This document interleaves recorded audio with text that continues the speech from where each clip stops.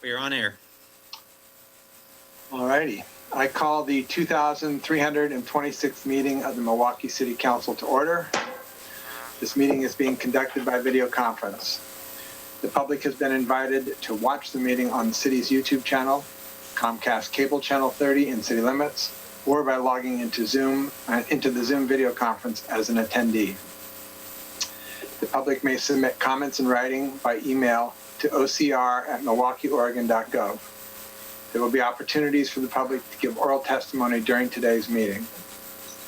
When it's time to take public comment, staff will monitor the email inbox, the Zoom participant list, and the Zoom chat to see if anyone would like to speak. We will take comments in the order that they are received and seen. Spanish translation services are available upon request. The public is asked to request translation and other meeting accessibility services at least 48 hours before the meeting.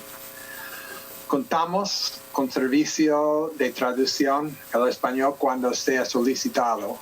Se pide al público que solicite servicios de traducción y otros servicios de accesibilidad para reuniones por lo menos 48 horas antes de la reunión. Translation services are also available in other languages. The public is asked to request translation and other meeting accessibility services at least 48 hours before the meeting. If members of the public become disruptive, we will mute and remove them from the video conference. If that fails to stop the disruptions, we will recess the meeting and return within 5 minutes. If we are unable to continue, council will briefly meet off air to move unfinished business to the next council agenda. All right, please join me in the Pledge of Allegiance. I pledge allegiance to the flag of the United States of America and to the republic for which it stands, one nation, under God, indivisible, with liberty and justice for all. All right.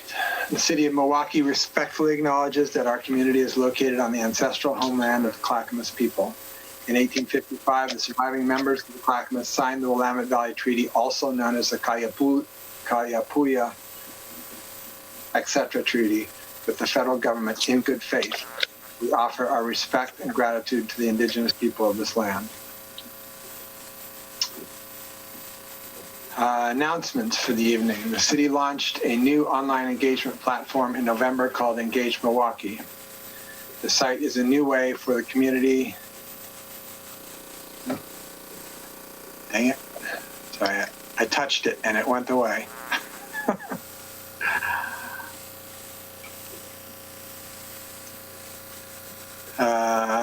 The site is a new way for the community to provide feedback, share ideas, and ask questions about a variety of current city projects on your own time. A quick platform registration provides participants on the site the ability to provide comments and suggestions, as well as receive future updates about projects of interest. Visit engage.milwaukeeoregon.gov to get started. Right now on the Engage Milwaukee site is a chance for the community to weigh in on City Hall's next chapter. Your ideas and input from this online open house will be used by the City Hall Blue Ribbon Committee to shape and guide the goals for the City Hall site's next chapter. Learn more and provide your input by watching a short video, taking a quick survey, sharing your ideas, and asking any questions you may have by visiting the Engage Milwaukee website. The city is hosting 2 more free leaf drop sessions for those who live within the Milwaukee city limits. The next one will take place on December 5th. The next ones will take place on December 5th and 12th from 7 a.m. to 2 p.m. at the Public Works campus on Johnson Creek Boulevard. To participate, please bring along a City of Milwaukee utility bill as proof of residency, which can be an e-bill or a paper bill. The service is free, but the city will be collecting non-perishable food for local families in need during each session. So everyone dropping off leaves is encouraged. The annual umbrella parade and tree lighting is canceled this year.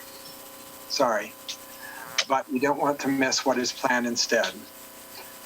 To give the community an opportunity to decorate an umbrella and be eligible for prizes this year, the city is hosting a holiday mini umbrella decorating contest.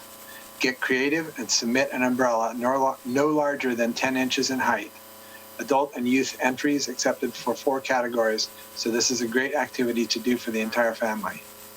To enter the contest, complete an application and drop off your umbrella at City Hall by Friday, December 11th at 5 p.m. Visit the city's homepage to find the application. In addition, the annual tree lighting is going virtual this year. The event will feature musical performances and a special appearance from Santa. Stream the virtual tree lighting on the city's Facebook and YouTube sites on Saturday, December 5th at 4 p.m. For more information about each of these events and others, please visit the city's homepage, where you will find the city calendar at www.milwaukeeoregon.gov. If you don't have access to the internet, please call the city's general number at 503-786-7555, and staff will provide you with the information you need or connect you with someone who can help. All righty. The first item tonight is, Mark? Yes.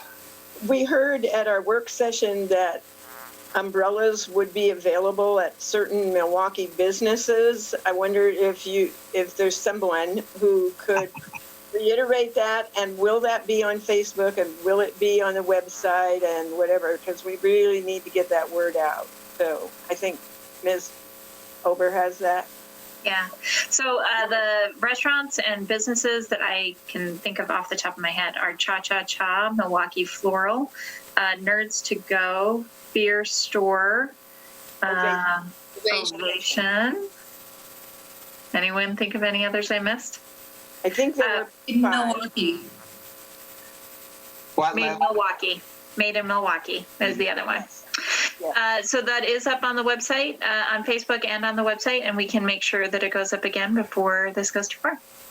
Great. But I'm very excited. I hope people will go down and not only grab an umbrella, but actually spend some money at our local restaurants who are doing their best to stay open through the pandemic. Good. Thank you. All right. So our first item tonight is Christmas Ships, a proclamation, and this will be presented by the Christmas Ship President, Dave Kaiser. Welcome, Dave. Thank you. I appreciate the invitation to join. It's actually the Vice President, Mr. Mayor, but... I just promoted you. There you are. You're president now. I got promoted. I'm not sure that's really a promotion. As you might understand better than any. Again, thank you for inviting us, Mayor and all the councilors and staff.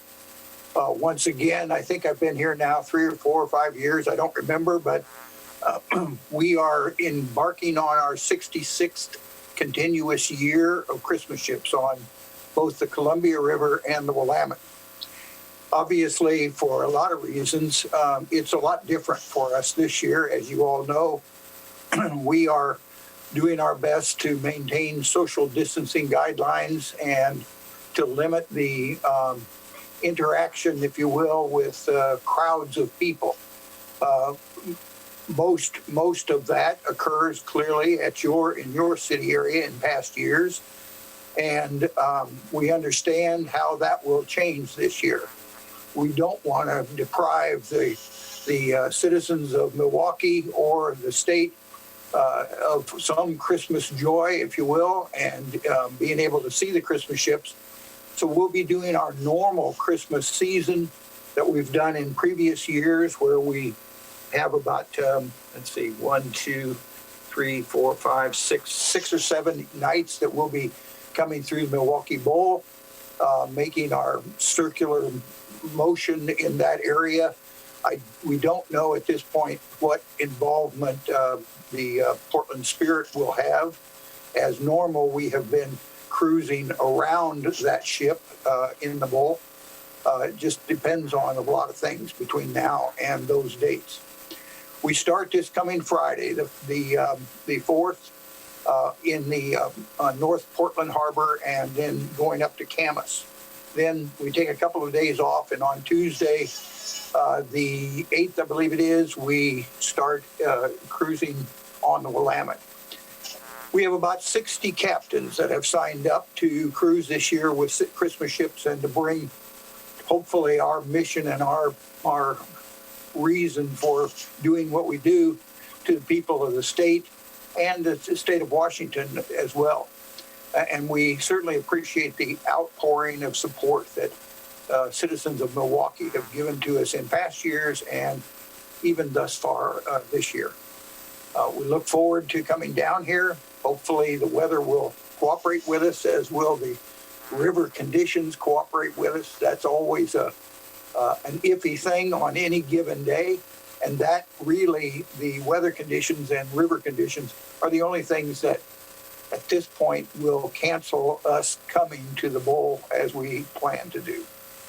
So we've been doing our best to supplement the operation. We don't have nearly the restaurant involvement that we've had in previous years because of the COVID and the fact that the restaurants have been closed so much of the time. But we have, interestingly enough, actually gotten significant support from private individuals who have stepped up and enjoyed our displays in past years and continue to enjoy them. So we appreciate the proclamation that your city gives to us. It's the only city that does that, and it is very valuable in our eyes. With that, if there's any questions by any of the councilors, or staff, I'd be happy to answer them. Anybody? Nope. All right. Any question, but I just want to say thank you for continuing this. I think I really look forward to it. I'm certainly sad we won't be watching during the solstice event, with all of our neighbors, but I'll be sure to come down and try to see, some of it with just my little family. So thank you. Well, we appreciate it very much. Well, and I would add that, it will be families. It'll be families in cars. But it's a great opportunity to also stop in downtown Milwaukee and pick up takeout food from a restaurant, to sit there in your car with you or on your way home afterwards or whatever. So come downtown and see the ships and also support some of our businesses while you're downtown. All right. We think that we're happy that we can be a part of the city's limited celebration, whatever that might be, and maybe by next year things will be back to doing things the old way. Hopefully. All right. Whereas the Christmas Ships Parade is a 66-year-old tradition, and whereas the Christmas ships will sail to destinations on the Columbia and Willamette Rivers between December 4th and December 22nd, 2020, and whereas the Christmas ships will sail to Milwaukee Bay on December 9th, 11th, 16th, 18th, 19th, and 21st, 2020. And whereas the City of Milwaukee wishes to thank the Christmas ships for bringing their annual floating parades to and through Milwaukee Bay. Now, therefore, I, Mark Gamba, Mayor of the City of Milwaukee, a municipal corporation in the County of Clackamas and the State of Oregon, do hereby proclaim December 4th through December 22nd, 2020 as Christmas Ships Days in Milwaukee, and hereby extends the city's warmest wishes for a successful parade season. Thank you very much. Thank you, Dave.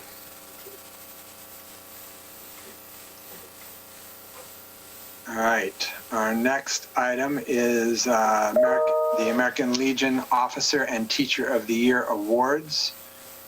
This will be presented by Commander Mike Wilson, and then I think I saw Jerry Craig in the audience, and I think Chief Strait will also be involved in all this. So take it away, gentlemen. Well, thank you, Mr. Mayor, members of the City Council, for this opportunity to participate in the City Council meeting. I want to take this opportunity to recognize two individuals that have received statewide recognition from the American Legion. Milwaukee High School teacher Eric Schenk as Teacher of the Year for the American Legion Department of Oregon. Also, Milwaukee Police Officer Brad Walter Law Officer of the Year for not only the American Legion Department of Oregon, but also for the American Legion Western Region. Quite an honor. Both of these individuals have worked with the American Legion Post 180 here in Milwaukee and have been contributors to the betterment of our community. Eric is a high school teacher, has been involved with the American Legion for at least 3 years, possibly longer than that, providing an opportunity for his students to speak to veterans from the American Legion post here and understand a little bit about why we went into the service, what we did in the service, and how the service helped us after we left the service. Always very interesting conversation with these students. Pretty sure most of them don't go into the service, but understanding what it is and how it can impact a person's life is important. As for Milwaukee Police Officer Brad Walter, Brad approached the American Legion with a project to help veterans in need. We embrace that project because it's part of our creed for the American Legion to help veterans, particularly those that are in dire straits. Brad was very instrumental in setting up the Corporal Dippy Veterans Fund, which we help him manage at the post. He has been an outstanding individual in this community. Thank you very much for both of you that have participated with us in making our community a better place to live, work, and raise our families. I'd also like to note that the American Legion post here in Milwaukee is an award-winning post. For the past 3 years, we have received numerous awards at the state level for community service, children and youth services, blood donations, and many other awards, just to name a few. And that's all I have. Essentially, I would also like to take this opportunity to announce 2 events that the Post is having in December. On December 11th and 12th, we have a toy donation that will be held at the Post site, 2146 Southeast Monroe Street, from 11 to 2 a.m. on both of those days. We'll be collecting toys that we will distribute to families that have been impacted by not only the virus, but also by the wildfire situations we've had. On December 26th, which is a Saturday, we'll have another blood donation at our post from 8 a.m. to 1:30. We plan to have 3 more of these events starting in 2021, one in each of the months of January, February, and March. We're working very closely with the Red Cross in making these events available. Usually we have anywhere from 45 to 50 blood donors that come into the post. It's very important that we collect blood because it's important that we support individuals that need this service. So with that, I'll turn it over to Chief Strait if he has any comments. Good evening, Mayor Gamba, Council President Falconer, and members of council. Thank you, Commander Wilson. I'm here this evening to support the award that Commander Wilson has presented to recognizing Officer Walther. And I'd like to take just a couple minutes to read a commendation, if I may. The Milwaukee Police Department proudly presents this letter of recognition to Officers Brad Walther, Brian Johnson, and Philip Windholes for their development and support of the Milwaukee Police Department's Veteran Resource Team. The Veteran Resource Team was developed in January of 2019 after officers of this department had several contacts with a 29-year-old Milwaukee resident and combat veteran who was facing dire circumstances. The veteran was in desperate need of resources and assistance that he was qualified for through the Veteran Affairs, but could not obtain fast enough to resolve his housing and medical needs. It was these contacts that revealed a desperate need for local services and resources readily available for our veterans in the Milwaukee community. As military veterans themselves, Officers Walther, Johnson, and Windholes recognized the need and worked to meet it. They created a list of issues and complaints which officers had observed or heard about from veteran community members. The officers diligently researched local and online services for veterans and developed the Veteran Resource Guide and the Veteran Contact Card.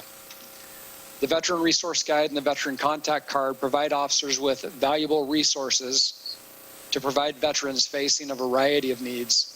The Veteran Contact Card shares the veterans' information with the Veterans Resource Team members and begins individual tracking of follow-up contacts to measure the progress made towards addressing the veteran's needs, leaving no veteran behind or forgotten. Officers Walther, Johnson, and Windholes also assisted in the conception of the Corporal Diffie Veterans Fund. This fund provides financial assistance to veterans facing dire circumstances and finding themselves stuck in the gap between the need for help and the approval of long-term solutions through the veteran organizations. In its first year, the fund raised $10,000 and was directly responsible for providing emergency food, transportation, and housing for Milwaukee veterans who had, in one case, become suicidal after losing their job during the Christmas holidays. These officers also helped nurture a partnership with the Milwaukee American Legion Post 180, resulting in the development of the Veterans Outreach Team. This team is comprised not only of Milwaukee Veterans Resource Team members, but the Milwaukee American Legion's Veteran Service Officer, Post Volunteers, and Post Chaplain. The Veterans Outreach Team maintains frequent contact with the reported veterans needing assistance and creates a support structure the veteran is accustomed to from their military service. Officers Walther, Johnson, and Windholes should be very proud of their contributions to these programs and the positive impact they have had for Milwaukee veterans during their darkest times of need. Due to the selfless and dedicated service of these officers, coupled with the problem-solving approach, our department and the community's veterans have been provided a unique resource unlike any other agency or city. So I wanted to just recognize, as Commander Wilson has, the great work that Officer Walther, Officer Windholes have done and what this program really represents and some of the unique ways that they're serving our community members. And also to thank the American Legion Post for their support of the community, as well as our city and our agency particularly. Thank you. I also just wanted to, first and foremost, thank Officer Walther and our team for all of the work that we've done. But I'd also like to thank the kind of educators that we have here in Milwaukee. The people who really are, especially in the pandemic, have been stepping in new ways. As a mom, I see that every day. And to have one of our teachers here with us tonight who's really gone the extra mile and remembered parts of our history that we need to talk about and supported the people who have been a part of that history is also really important. It's something we've been talking about a lot this year, is making sure that our history, all of our history, is known. And I really appreciate that this is one piece of a puzzle. And so thank you to Teacher Sherrick for your work and your service to our community members. And as always, to my police department, wonderful job. I really am just so impressed every day by the work you all do.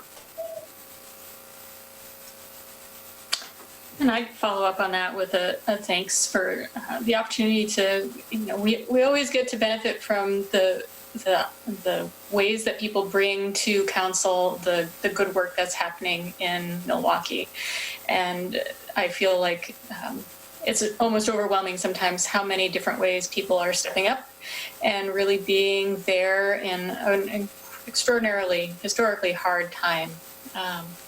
And these programs and these people are doing really great things. And I really appreciate that, in particular, that the American Legion is an organization that is not just inside its walls. It's out there in our community. It's creative, it's thoughtful, it's partnering with people, it's bringing its unique set of skills to bear in some really precious and necessary places. So thank you to both Eric and to Officer Walter for being part of that and making that come to life and really bringing that forward. You're doing wonderful things, and we all benefit from that. So thank you.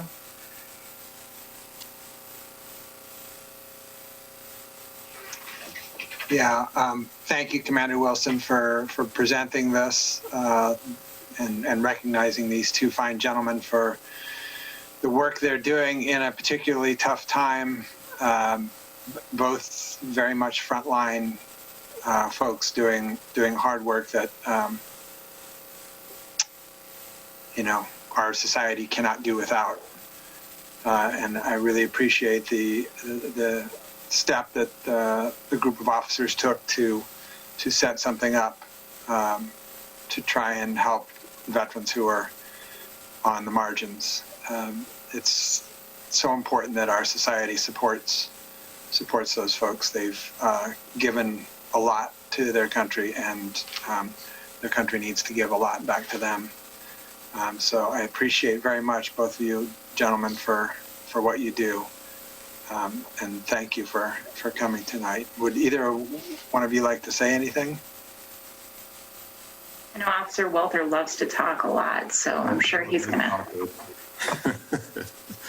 So I'm not really good at taking recognition for stuff, and I appreciate the kind words from the chief. Ultimately, being nominated was an honor. But to be selected and then to get Western Region also was pretty humbling. I'm glad the chief took the time to recognize that this was a team effort. It wasn't just me. I may have brought the ideas, but it took 3 officers and a lot of hard work to put some things together and get these programs moving. That, and also with Commander Wilson, the chaplain, Jerry Craig, Jim Rollison, and other volunteers at the post. They were instrumental in this last veteran that we just helped. And it showed that these programs are working, and the fund is something that we desperately needed. And it sets our city and our agency apart from other local agencies. So I'm pretty proud to be a part of it. So thank you again. You want to mention how people might give to the fund, since it is Giving Tuesday, and I believe they can do that online still. Yes, they can do that online forever, as far as I'm concerned. There is a charity GoFundMe site that is set up. You can go to the American Legion webpage and look up the Corporal Diffie Veterans Fund. Click on the link, it takes you straight to the website. It has a full explanation of how the fund came to be, what the fund actually does for our local heroes that live in Milwaukee. And it gives you some testimonials from veterans that we've helped, and then gives you the backstory of who the fund is named after. So the easiest way to find it is on the Post website. You can also find it on Facebook just by typing in the Corporal Diffie Veterans Fund. Thank you very much. I might add, Brett, we had a gentleman stop by today while I was at the post and dropped off a donation. So he wanted to give. Thank you. Thanks. Mike, Eric? Hi, good evening. It's a real honor to be recognized tonight at your council meeting, and I really appreciate Post 180 from the American Legion recognizing me, and to be included with Officer Walther and Michael Wilson. And it's been a lot of fun working with the American Legion and having them bring in veterans to discuss their service and what it's like to serve in the military. And it's been a great partnership to have them come and speak to my students at Milwaukee High School. And we've had a really enjoyable time over the years, sharing stories and learning from each other. So I really appreciate the American Legion and Post 180, and I thank you for all your support for teachers, and go Mustangs. Thank you. Eric, I'd like to add something. I have a plaque for you that I picked up while I was in Lebanon at the district executive committee meeting, and we're going to have to find a time where I can present that to you. I would like to present it in a way that your students will recognize you for that effort too. So we'll have to work something out. Thank you. Sounds great. All right, anybody else? Anything? Mr. Mayor, I think Mr. Craig has raised his hand. Kaplan, please. You're muted, Jerry.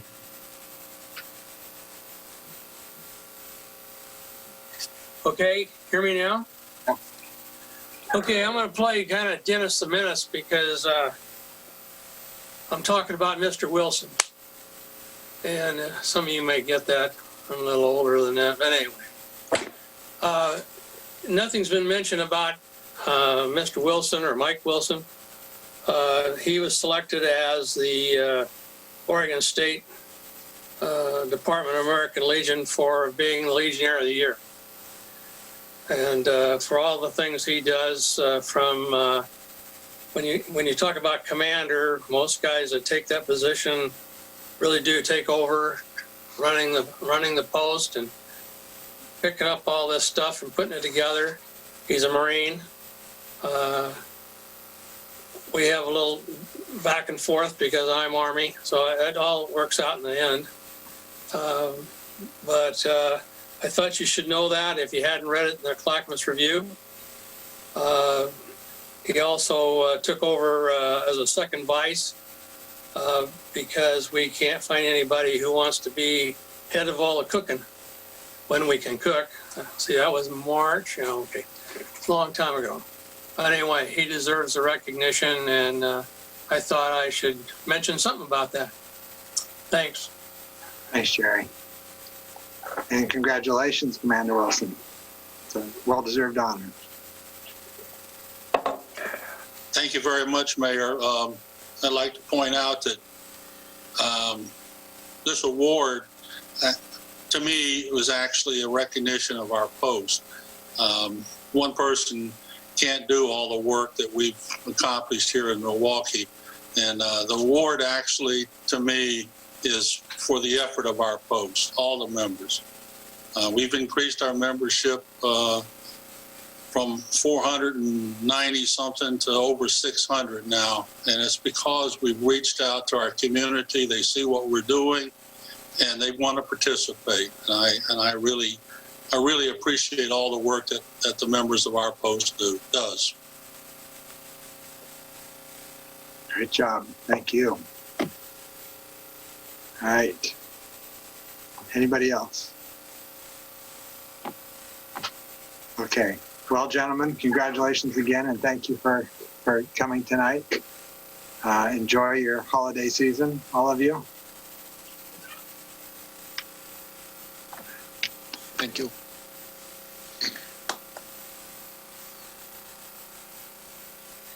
Right. Our next item of business is the COVID-19 emergency declaration and extension. And this will be presented by our city manager. I'm not sure there's much to say. We are extending this for at least 2 more months. We're hoping that by late spring, we won't need to worry about declaring this any longer. Just as a reminder to the public, the reason that we continue to declare this is mainly so that we can continue to account for funding that we're spending on COVID and receive reimbursement from the federal government. This has been successful for the city. We're currently undergoing the audit of those federal funds to make sure that they're applied correctly. And once we have that determination, it will reimburse us for a number of the funds that we've been able to utilize it for this year, including things like our rent assistance program and our small business loan fund. So these funds have been really important to the success of our community. And for that, we will continue to pass an emergency resolution every 2 months to make sure that we can continue to utilize those funds until we are through the pandemic. All righty, then if there are no questions, I would entertain a motion. Actually, I do have a question, which isn't so much about this extension, but we have another extension of emergency declaration in our consent agenda. Why can one go consent and not the other? Because this is one you really want to talk about, Councilor Beatty. It makes the whole evening feel special. I actually don't know. We could probably put this on consent. We probably should have. I would have less time to talk about these amazing things, though, that we've done. And I actually do like being able to highlight that this has taken a partnership with our federal partners to make these programs possible. So if we have to do this again in February, I will check and see if we can put it on consent and not discuss this. Well, I mean, I'm not really complaining. I just was trying to figure out the distinction between the two, since they're both emergency declarations. I believe this was literally just 2 different people putting it into the packet. Thank you. All right, now I will entertain a motion. I move to extend the emergency declaration related to COVID-19 through February 2nd, 2021. I'll second. It's been moved and seconded to extend the emergency declaration related to COVID-19 through February 2nd, 2021. Any further discussion? All those in favor? Aye. Aye. Opposed? None heard. The motion passes unanimously. All righty. Transportation Carrier Networks. Assistant City Manager Kelly Brooks. Good evening. So in October, we talked briefly just about some meetings that I've been having with staff from Portland Bureau of Transportation about the potential of opting into their mechanism for regulating and charging transportation network carriers, otherwise known as Uber and Lyft.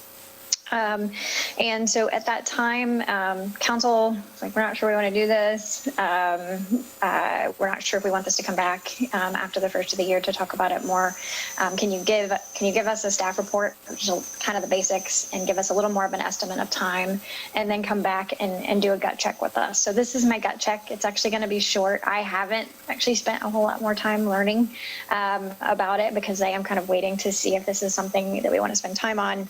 The things that are of note, however, that weren't either new or weren't in my staff report. Last time we talked, I did say that Gresham was, I don't know if I actually mentioned them in the meeting, but since we've talked, Gresham actually has adopted this. They are moving forward with joining Portland's program, and I think that's actually going to be live at the end of this month. So there is another city now that has partnered. I did, and because of that, I was able to gut check my time estimates that I provided to you all. I think in the staff report, I was saying roughly like a work session and maybe 2 regular sessions so that we could meet the hearing requirements and talk things through. The way it worked for them is they had what amounted to a high-level regular session meeting, and then they had 2 bill readings to meet the requirements that they had for noticing the change. And then other than that, it was largely one-on-one conversations and briefings with the mayor and council to check things with them. So roughly, in that ballpark. I also, last time we talked, didn't give you any rough estimate for how much revenue this could generate. I did that on purpose. I'm still a little bit hesitant, but I do feel like you need some context. So I'm just going to tell you.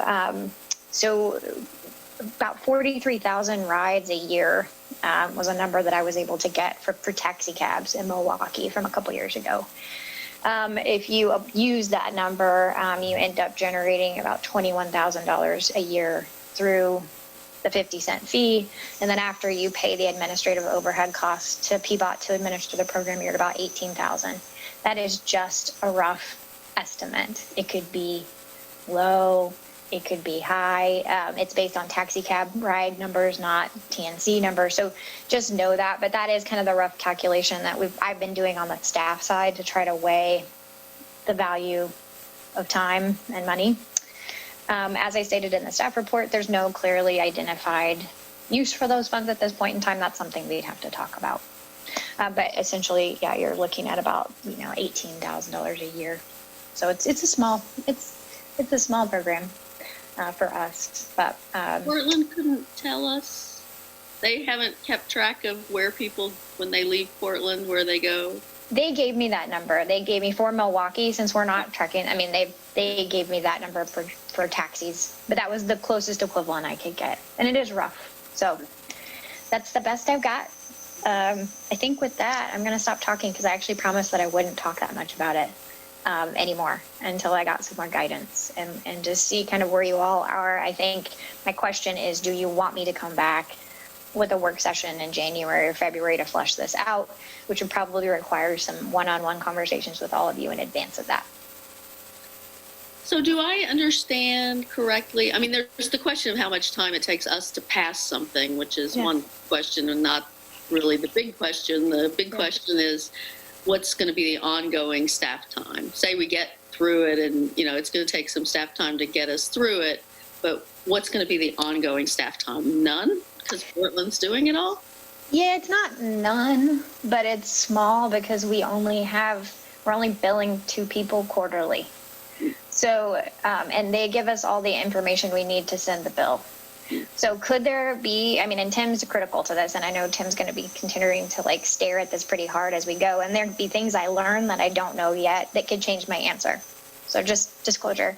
But at this point, based on the fact that I only have 2 companies and I'm only billing them quarterly, and I'm getting all of that information from PBOT who's managing it, it's not like other enforcement issues, which you're kind of having to track a bunch of people down.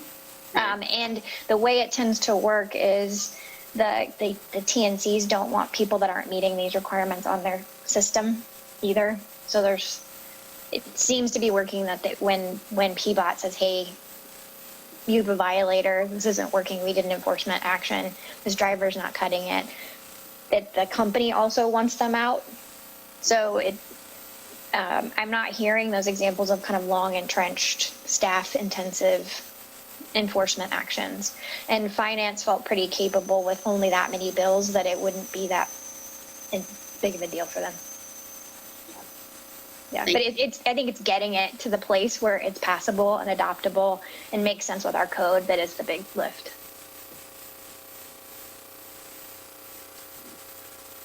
So I, for one, am still fully in favor of this concept. I see no downside to it. I see both the short-term and the long-term upside to it.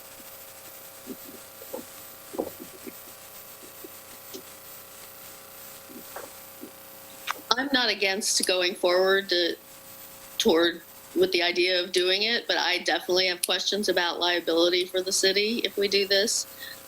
That I would want, I sent some of those to Justin and to Kelly earlier, but just, right now, if a driver misbehaves, if a driver assaults somebody, if a driver's drunk, if the driver does whatever and harms someone in Milwaukee, we're not licensing them. So I think our liability is negligible.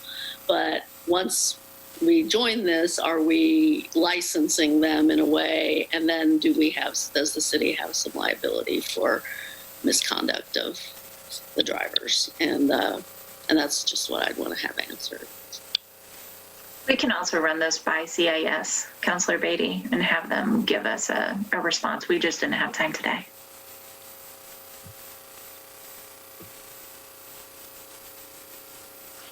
I appreciate having a little more context, even if it is kind of hand wavy, around, what kind of revenue are we looking at and what kind of staff time costs are we really talking about? Yeah, that's about where I'm at.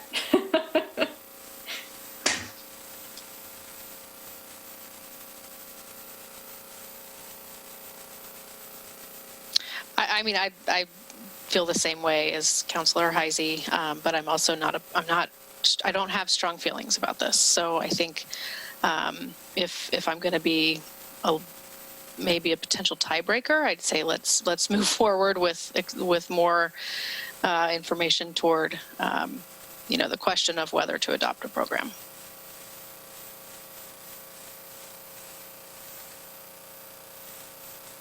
Mayor, you're muted.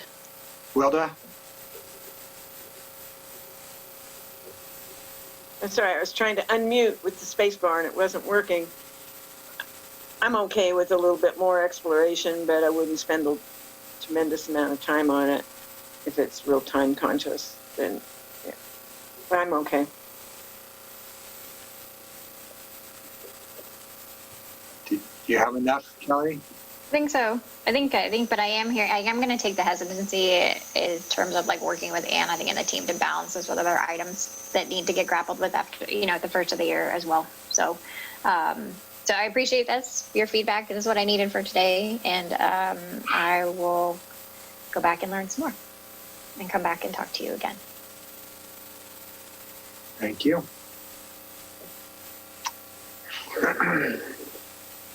All right, community comments. This is the part of the agenda during which council will hear community member statements regarding city business. Those wishing to speak, please raise your hand or indicate you wish to speak. Before you make your comments, please state your name and city of residence for the record. If you would like the city to follow up with you, please submit your contact information to ocr@milwaukeeoregon.gov. Council has other business items on the agenda this evening. Speakers will be limited to 3 minutes each.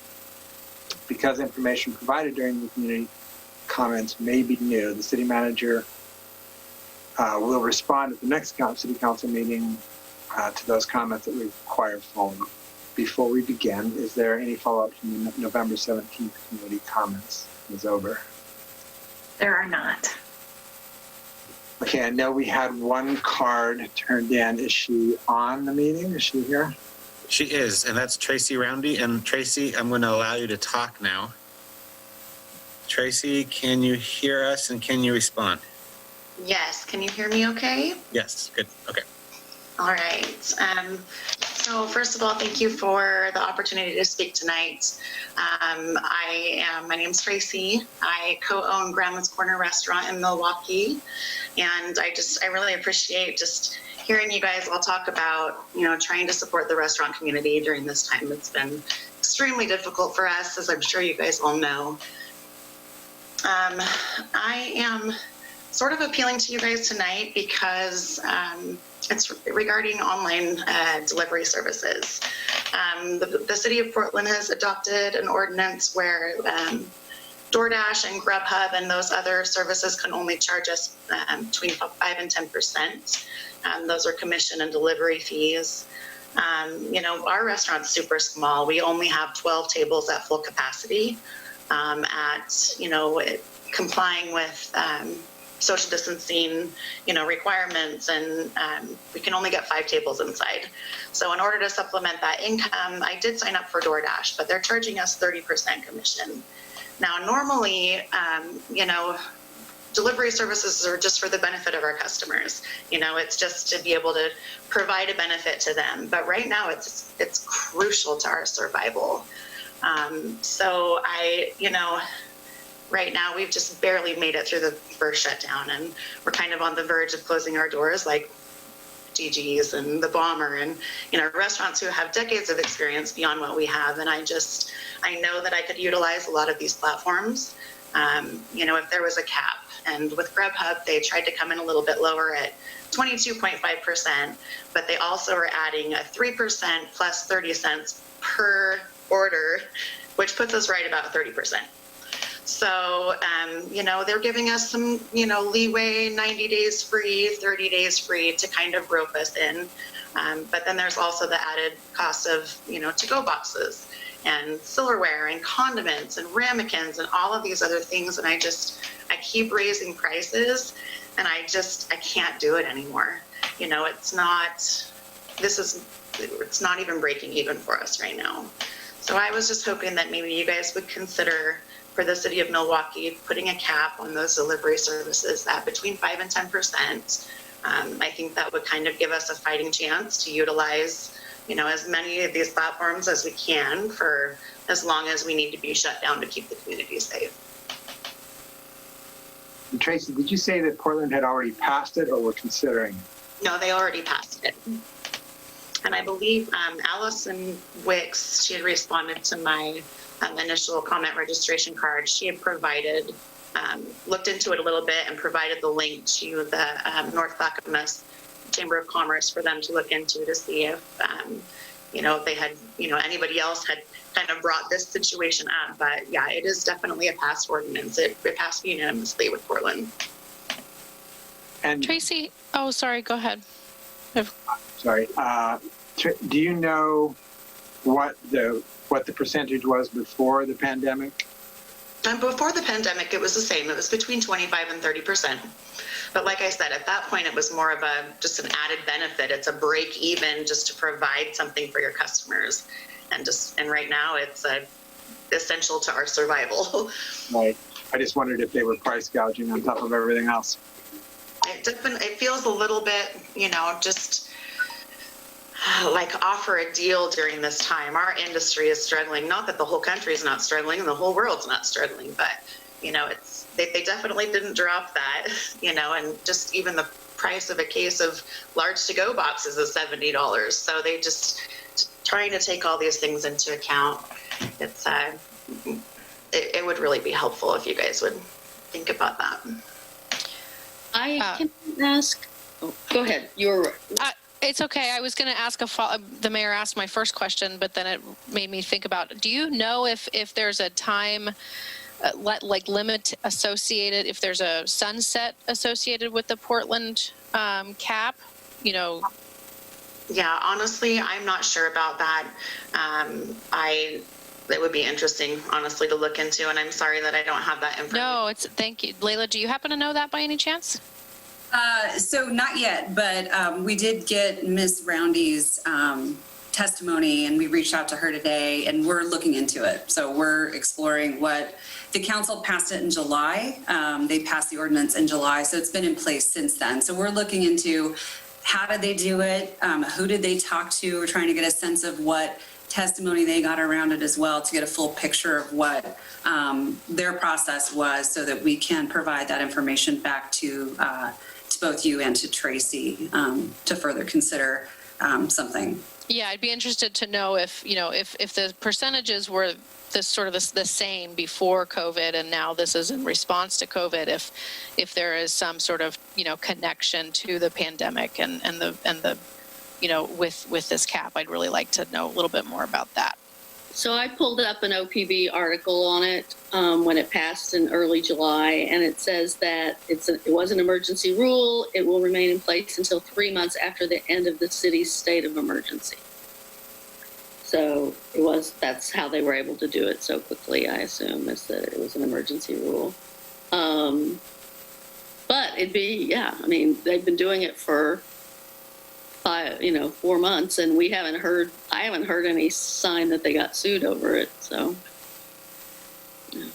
I actually just set up Grubhub today, just knowing that we're going to be, shut down for quite a bit longer, probably just until things calm down a little bit. And the representative did say that they would honor any passing of a city ordinance for a lower percentage. Unfortunately, we're a few blocks outside of the city of Portland, and so since we're not in there, I mean, I even have other platforms that are advertising that in their email, trying to get us on their platform. Hey, if you're in Portland, it's only 10%. And when I ask them, hey, well, what about Milwaukee? We don't qualify. So. I guess my question is to council, is there a straw poll? Would you be interested in us bringing you something? And if so, I think we probably need to do this at the December 15th meeting if possible. So that's the, Tracy, just so you know, that's the next time we have a voting council moment. So it's the next regular meeting where council votes. So we will work on something with you just to make sure that you're in the loop with that, and we'll try and get it on the agenda for that date. Gosh, thank you guys so much. You have no idea how much it means to me. Well, I think looking at the counselors' faces, I think we know how much you mean to us. So I really appreciate that you all have been a part of our community and your continued service to our residents. And I know that you're not the only restaurant who's struggling right now. So thank you for bringing this to our attention. We missed seeing it. So this is really helpful for us to know. Great. Thank you again. I really appreciate it. Yeah, thank you, Tracy. Generally speaking, you know, we're just people too, and we only hear whatever news we hear. And so if anybody in the community hears a brilliant idea that we could also enact, please let us know. Well, I have to say, even just filling out the comment form, you know, the feedback that I've gotten, you know, one other thing that I had mentioned was that, you know, we did utilize the Paycheck Protection Program, and we were able, you know, we're family owned. All of my siblings are laid off right now. So being able to keep them just staffed for a while was great, but we had stipulations to using that money. And so we haven't qualified for any grants since then because we got government money. But we used that up, and you know, we had a time limit that we had to use it. And I know that changed a little bit as time wore on. But I definitely, just filling out that contact form, I got so many resources just from Allison, and you know, just connecting me with the Chamber of Commerce to see, you know, if there are other businesses who have brought these kinds of things up. Community support is amazing. So appreciated. Good. All right. So we will look forward to seeing that in 2 weeks. And just so everybody knows, when we bring it forward, the staff report's going to be very short because we haven't done the homework yet, and staff reports are due in 4 days for that meeting. So just so the general public knows and council knows, it's going to be probably a longer presentation on the night of with a shorter amount of information in the packet. Thanks, everyone. All right. Thank you. Scott, is there anything else out there? Anybody else? I don't see anybody else, Mr. Mayor. All righty.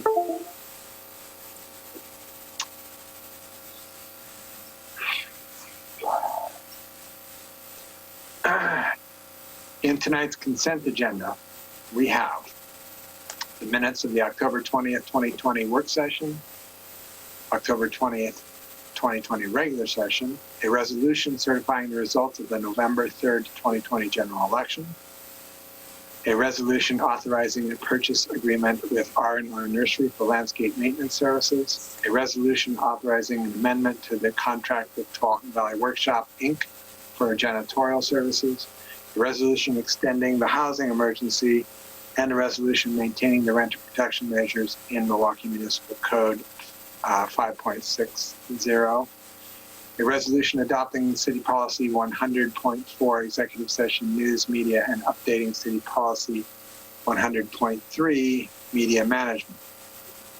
Does any member of council wish to remove an item from the consent agenda? All right. I do. Now, we'll deal with it offline. I have questions, thoughts about our services, both the janitorial and the nurseries, or the landscaping services. But we can pass this and then look into those thoughts later. So I would entertain a motion. I move To accept. Either one, I don't care.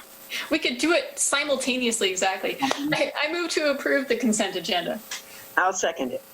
It has been moved and seconded to approve tonight's consent agenda. All those in favor? Aye. Aye.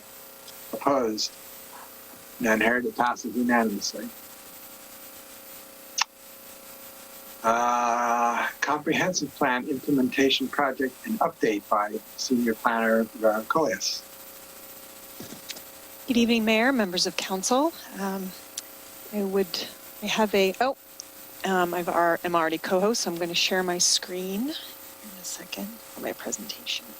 I like your background, Vera. Forest Park, actually.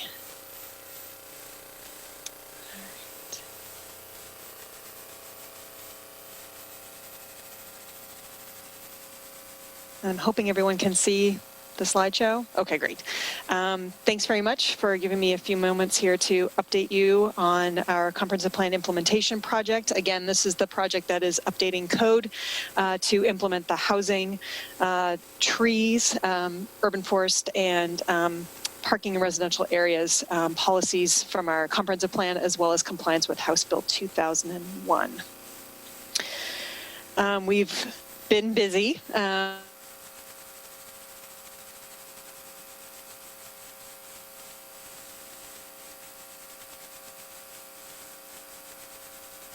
Staff, we reviewed it, and it's back to the consultant for revisions. The code audit is a report. It'll be a summary report, including a bunch of spreadsheet data that talks about identifying any existing code conflicts that we have as compared to our comprehensive plan policies and House Bill 2001. The final code audit, summary report, and all of the data, background data, will be part of the comprehensive plan implementation committee's packet that will go out on Thursday. But that's still getting worked over. Hopefully the final should be ready by the end of the day tomorrow. Consultant and staff worked on stakeholder interviews. I'm going to talk about those in a moment. The Comprehensive Plan Implementation Committee, or the CPIC, met last week on the 19th, and some of this presentation is from that meeting to have you updated on what they've been working on. And the next meeting is a joint meeting on the 17th of December. That's with the Design and Landmarks Committee, with the DLC, as well as the Tree Board. So a joint meeting talking about the code concepts. So that's sort of the next phase of the project. And I'll be talking about that in a moment. And then the other activity that just finished up on Sunday was our first virtual public event, an open house and a survey. And I have a bit of information to share with you about that, but that was our public event that used our new Bang the Table platform, Engage Milwaukee, Mayor, that you talked about earlier this evening. So we got to kick off the new platform with all kinds of bells and whistles. It was pretty fun. So for stakeholder interviews, so between the consultants and staff, we interviewed 32 individuals to get a sense of some of the key livability issues in the city. This was our first small outreach piece as part of the project, just to kind of get a sense of some of the hot button issues, some of the things that folks are thinking about in the community, and the findings or the overall themes that we pulled from those stakeholder interviews. A couple of examples are here on the screen. That people love their neighborhoods in the city of Milwaukee. That came through loud and clear from all of the folks that we talked to. There was an overall general acceptance of the benefits of middle housing. And again, when we talk about middle housing, we're talking about the types of housing that are in between single unit dwellings and multi-unit dwellings. So duplexes, triplexes, quads, accessory dwelling units, that sort of housing. There were some concerns shared from folks that when middle housing is built, that it won't be affordable. That's one of the things that people are thinking about when they're talking about middle housing, that the idea is that it's generally than a single unit home. And there's also some concern was shared about the design of middle housing and figuring out how to integrate it into the neighborhoods. And there was expressed by several people that we ought to be bold in our approach in these code amendments to make these policies and come to fruition, come to reality. I like that. I like that as a directive from folks to be bold in our approach, and I think we're going to probably do that. In our outreach to date, as far as the project goes, we had an article in the November 2020 pilot. We had a lot of city social media blasts on Facebook, Twitter, and Instagram. The school district posted information on their social media and as part of their emails as well. So we worked with folks at the high school, at Milwaukee Elementary, at El Puente, as well as Round Middle School. So we made sure that we had information out to families as well, because we wanted to make sure that they were aware of what we were doing, and the virtual open house as well. We had a lot of email blasts. I will apologize now and for all the future multiple emails that everyone is going to get. You will keep getting them. It's just how this goes. We want to make sure that folks are aware of what's happening. So all the NDAs, all the board and committee members ×2, made sure that everyone got all of those things. We have our project email lists.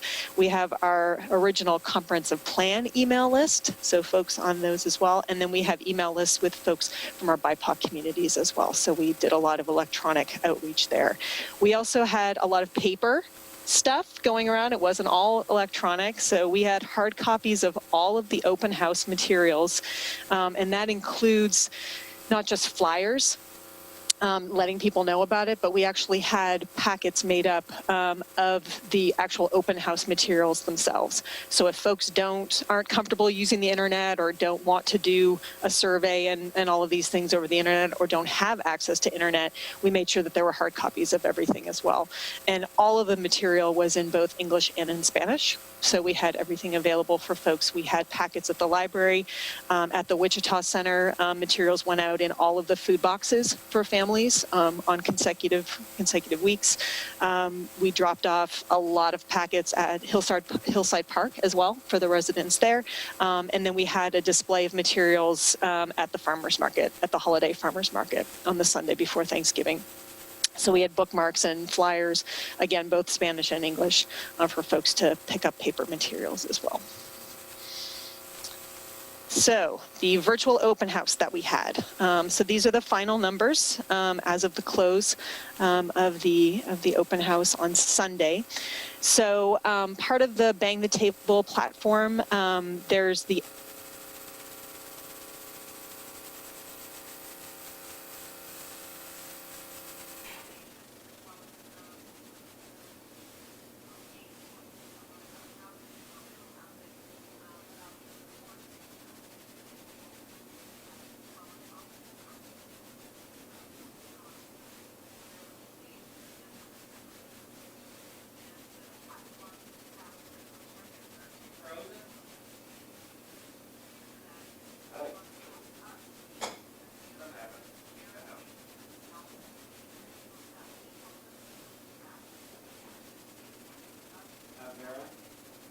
I'm so sorry. We seem to have lost our feed to the channel. Can you pause just real quick, and Darren and I are trying to correct it. I apologize. Hold please.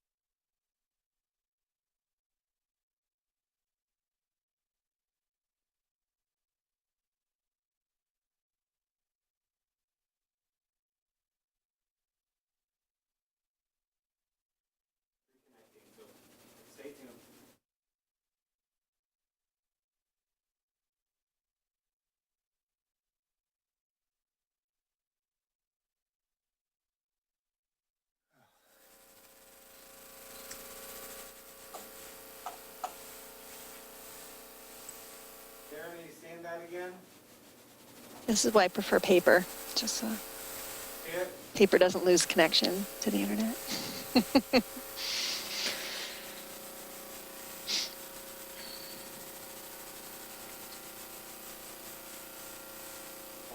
Hold on, let me disappear.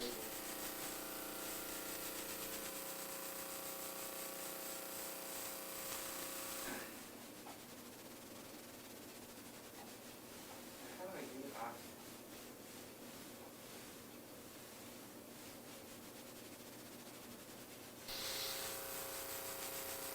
Do you remember how I?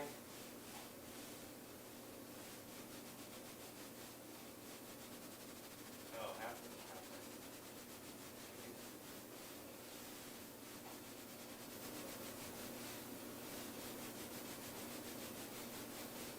Okay, you got it again?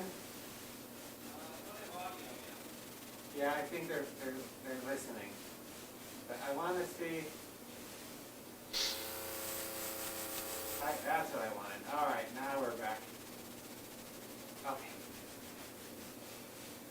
Okay, Vera, I do apologize. We're back on air again. Thank you. No, thank you. So we're still talking about the numbers for the open house. So as you can see, we had a lot of traffic on the open house page, which was great. And we had 170 people register with the Bang the Table platform. So we have a nice pool of people to continue checking in with when we have updates for projects. The final analysis is still in progress. Our consultant has all of the raw data. So the final analysis of the open house sort of demographics and, you know, the rankings of the various responses on the surveys, all of that will be available in the CPICS packet for Thursday. So I don't have all of the fine-grained stuff, all the nerd information about the survey. I can't wait to read it, though. So there is that. But what this has been really helpful is, you know, this is our first virtual open house. So this was new for all of us, a new platform. And so we're already learning about things that we can improve upon for the next one. How to do more targeted outreach. Is there another way, you know, to be able to get to folks for our next public event, which will be in the late winter, somewhere in the February timeframe. So we'll see what the pandemic is doing then, and if there's a way to do anything differently, but also just trying to figure out how can we make improvements to the process. So we think we have a pretty good baseline, but there's always ways to do things better. So we'll be broadening that outreach. Vera, can I ask a really quick question? Sure. I'm curious a little bit about the thinking around requiring registration in order to participate in the survey, and you know, whether, because I didn't do it. I was staying just waiting for the update to see how this is going. But was it? I would assume though that your feedback was not tied to your registration, or was it? I mean, were your responses, you know, when you register for it, you know, are your responses though, you know, sort of somehow anonymous? And I guess maybe some of my question is a concern. Is there the potential that folks, you know, are not participating in the survey because they just don't want to register, and they don't want to share our, you know, their email address with the city? Yep, and that's a fair point, and I think that's going to be. I know. I think there is some information. There's an open house or a virtual event or something happening with the City Hall project as well, and my understanding that's a decision made by our community engagement team when we started this platform, and I think we'll be having this conversation with folks to see kind of what our feedback is on having to do the registration. The idea is that we want to make sure that we have a broad level of outreach. So being able to tie a registration to certain information just makes sure that we can kind of keep checking in that we are getting, that we're getting participation from a broad host of folks. I completely understand and respect, folks having that they might not want to register, but we do think it's important that we can make sure that we're checking in with ourselves and our own process to make sure that we do have a broad outreach. And I think the city manager had her hand up, if that's okay. I actually just wanted to introduce, I want to introduce Kelly because Kelly is actually over this program. So Kelly, can you answer that? Yeah, I kind of wanted to, this isn't Vera's fault. This is baked into the platform. So, and Councilor Faulkner, to your point, I mean, we thought about this hard.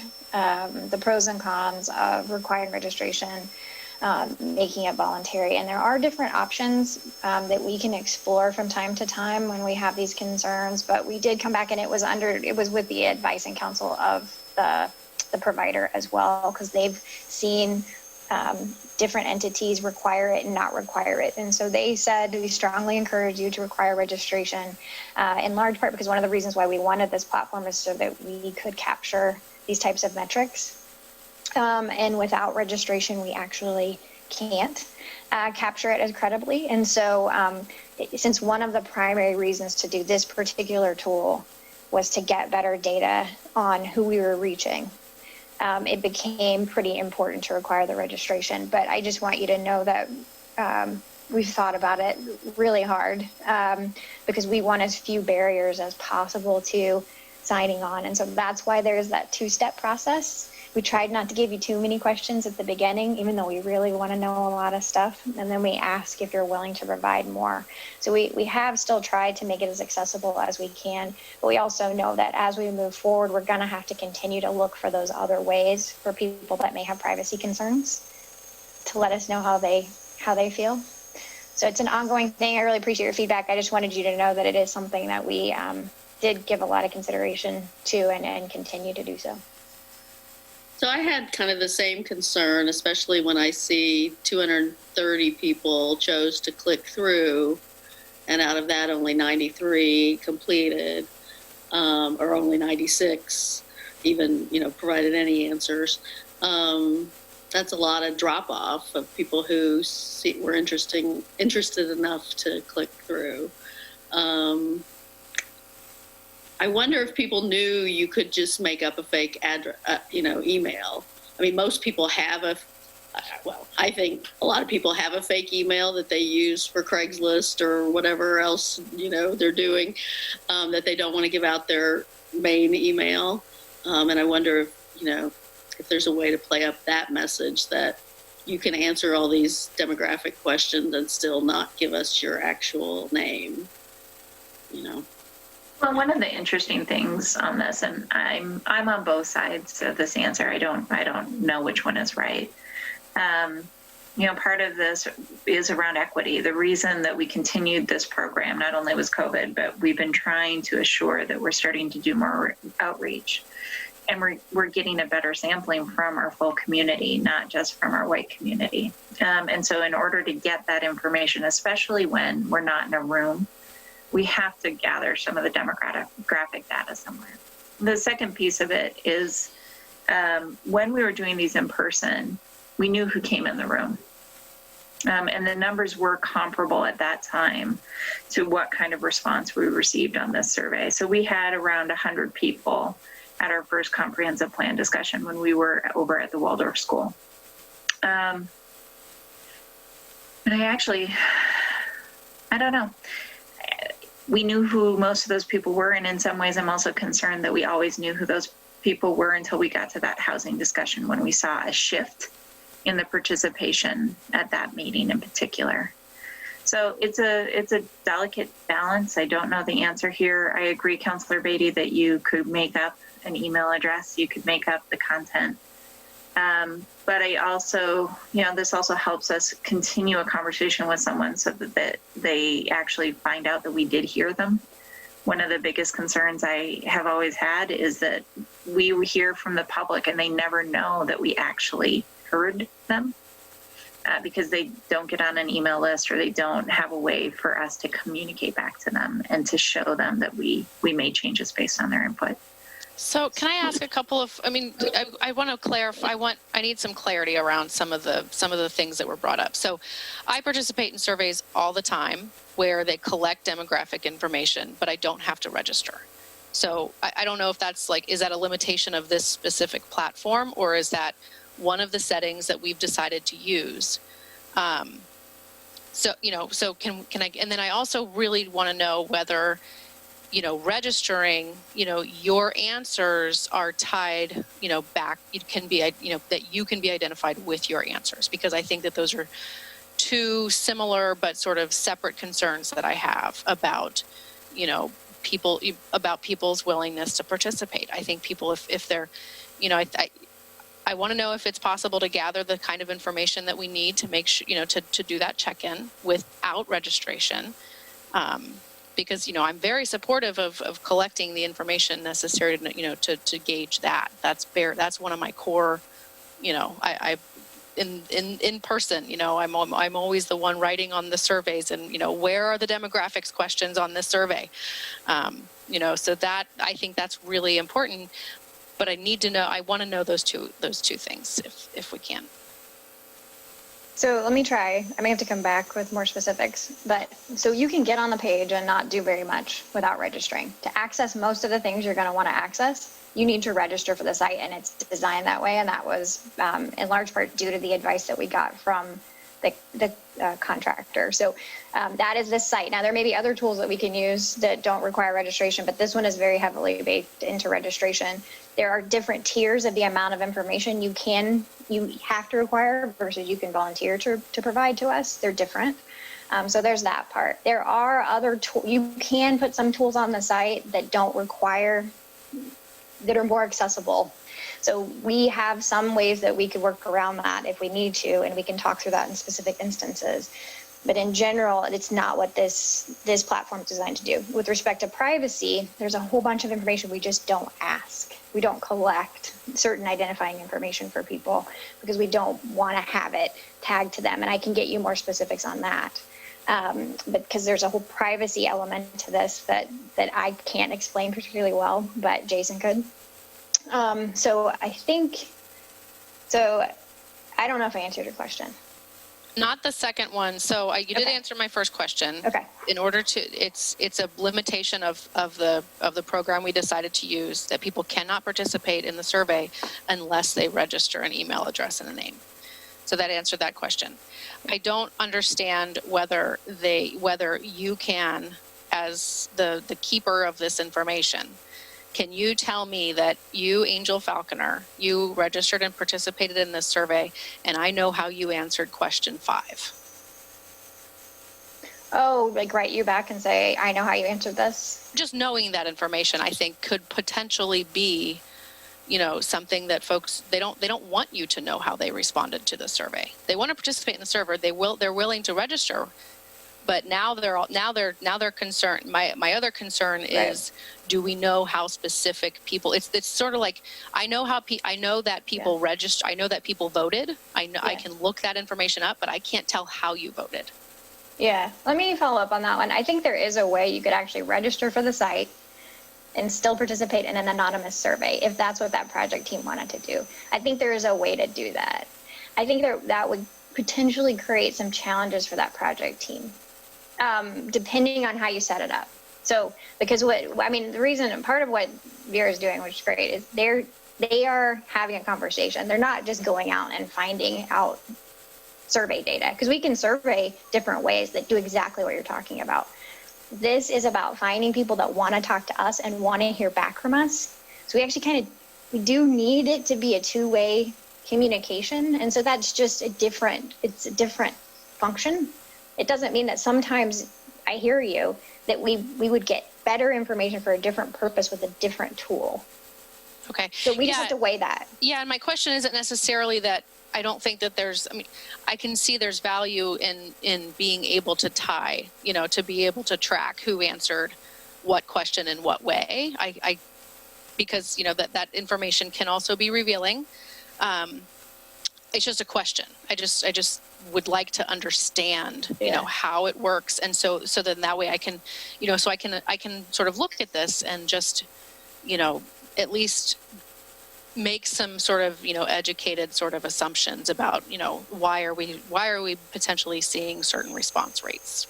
But if it's okay, I'm going to check. Sorry to cut back, but let me go back, because it actually mentioned it's highly likely it's more rolled up in the way that you're hoping it is. then I'm talking about it. Well, Like when we're getting the feedback back, it's not showing me that you answered this question this way. So Yeah, I mean, I don't let me. I don't ask even know about- if I have definite strong opinions one way or the other. What I'm just, because like I said, I can see value, but I can see potential problems too. So it's just a clarity question. Yeah, it's interesting because it moved online, right? So if we had done a town hall in person and we had all been sitting at our little tables with the table leader and asking these questions and people were writing down the answers, everyone knew what everyone said. Right. There was no secrecy about it. There was no, you were anonymity. you were going to have a community awareness of the people sitting around you and either, state what you're saying in a certain way or not, depending on how much of a curmudgeon you are. But in any case, you knew that your community was going to know what you thought or what you said, at least. I mean, to some extent, we usually provide, the takeaway, the individual written, even when we're doing the small tables and people are providing feedback for the, sort of for the big whiteboard kind of comments that are taken. We also provide surveys that can be done, and they didn't ask for identifying information. We've always had the comment cards. Right. That's right. There were individual papers to fill out that you could opt not to. And also, I mean, yes, 93 or 100 people is how many people we had at live open houses. But I think we did do some online surveys also during comp plan and had like 400 responses if memory serves. So, yeah, I am a little concerned about the level of response. Councilor Beda, I think you were correct. And I also, one of the questions for me is, does the tool take time for people to get used to? That's one. The second is this, do we want to, you can use this tool in multitudes of ways. This is just the first time we've ever used it. So there's also some interesting questions about how we're posting questions, what kind of response, how quickly people have to get through that process in order to be able to respond. I think it's going to be interesting to start seeing a couple of these projects line up and see how that changes or shifts with time. I wish I had answers for you, but I have more curiosity. And I think if you've looked at the City Hall and sort of done a compare and contrast between the two different survey type things we've run on this platform so far, they're actually quite different. There's a lot more open-endedness to the City Hall one than there was to the CPIC one. So I think that's a good illustration of the ways in which it is a tool that is extremely flexible in a lot of ways. And I do think it'll take some time for people to get used to it. And it may be that we learn that we really need to have some sort of completely anonymous, not registered for survey aspect to the outreach work in addition, so that we've kind of got this approximating an in-person open house, and we've got something that approximates what we used to do with a survey. I don't know. I mean, I don't know how valuable the information was that we got from those 400 or so responses. I just don't remember. So I think there's some qualitative questions buried in there too. Just because we get lots of responses doesn't necessarily mean that it's valuable or useful information. The fact that we had people visit the main page and we had people who looked through the stations and didn't choose to weigh in tells me that there was interest and curiosity. I was one of the 230 people. Colin was one of the 230 people. He learned a bunch that he hadn't really known about, SB 1000, or, so many Senate bill numbers are in my head right now. Anyway, he learned a bunch and then just didn't take the survey. So I don't necessarily read lack of filling out the survey as a failure.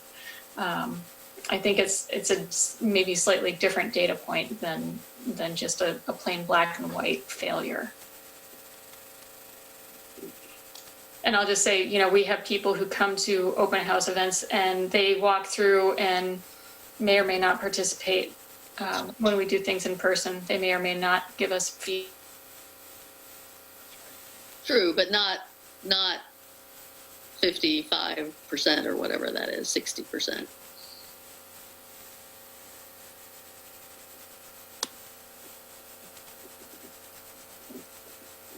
Okay.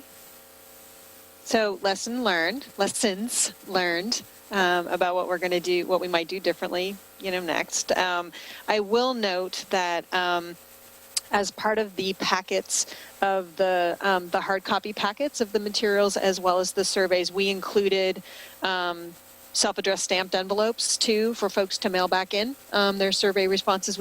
I have not received any mail back at the office, but we did provide that option.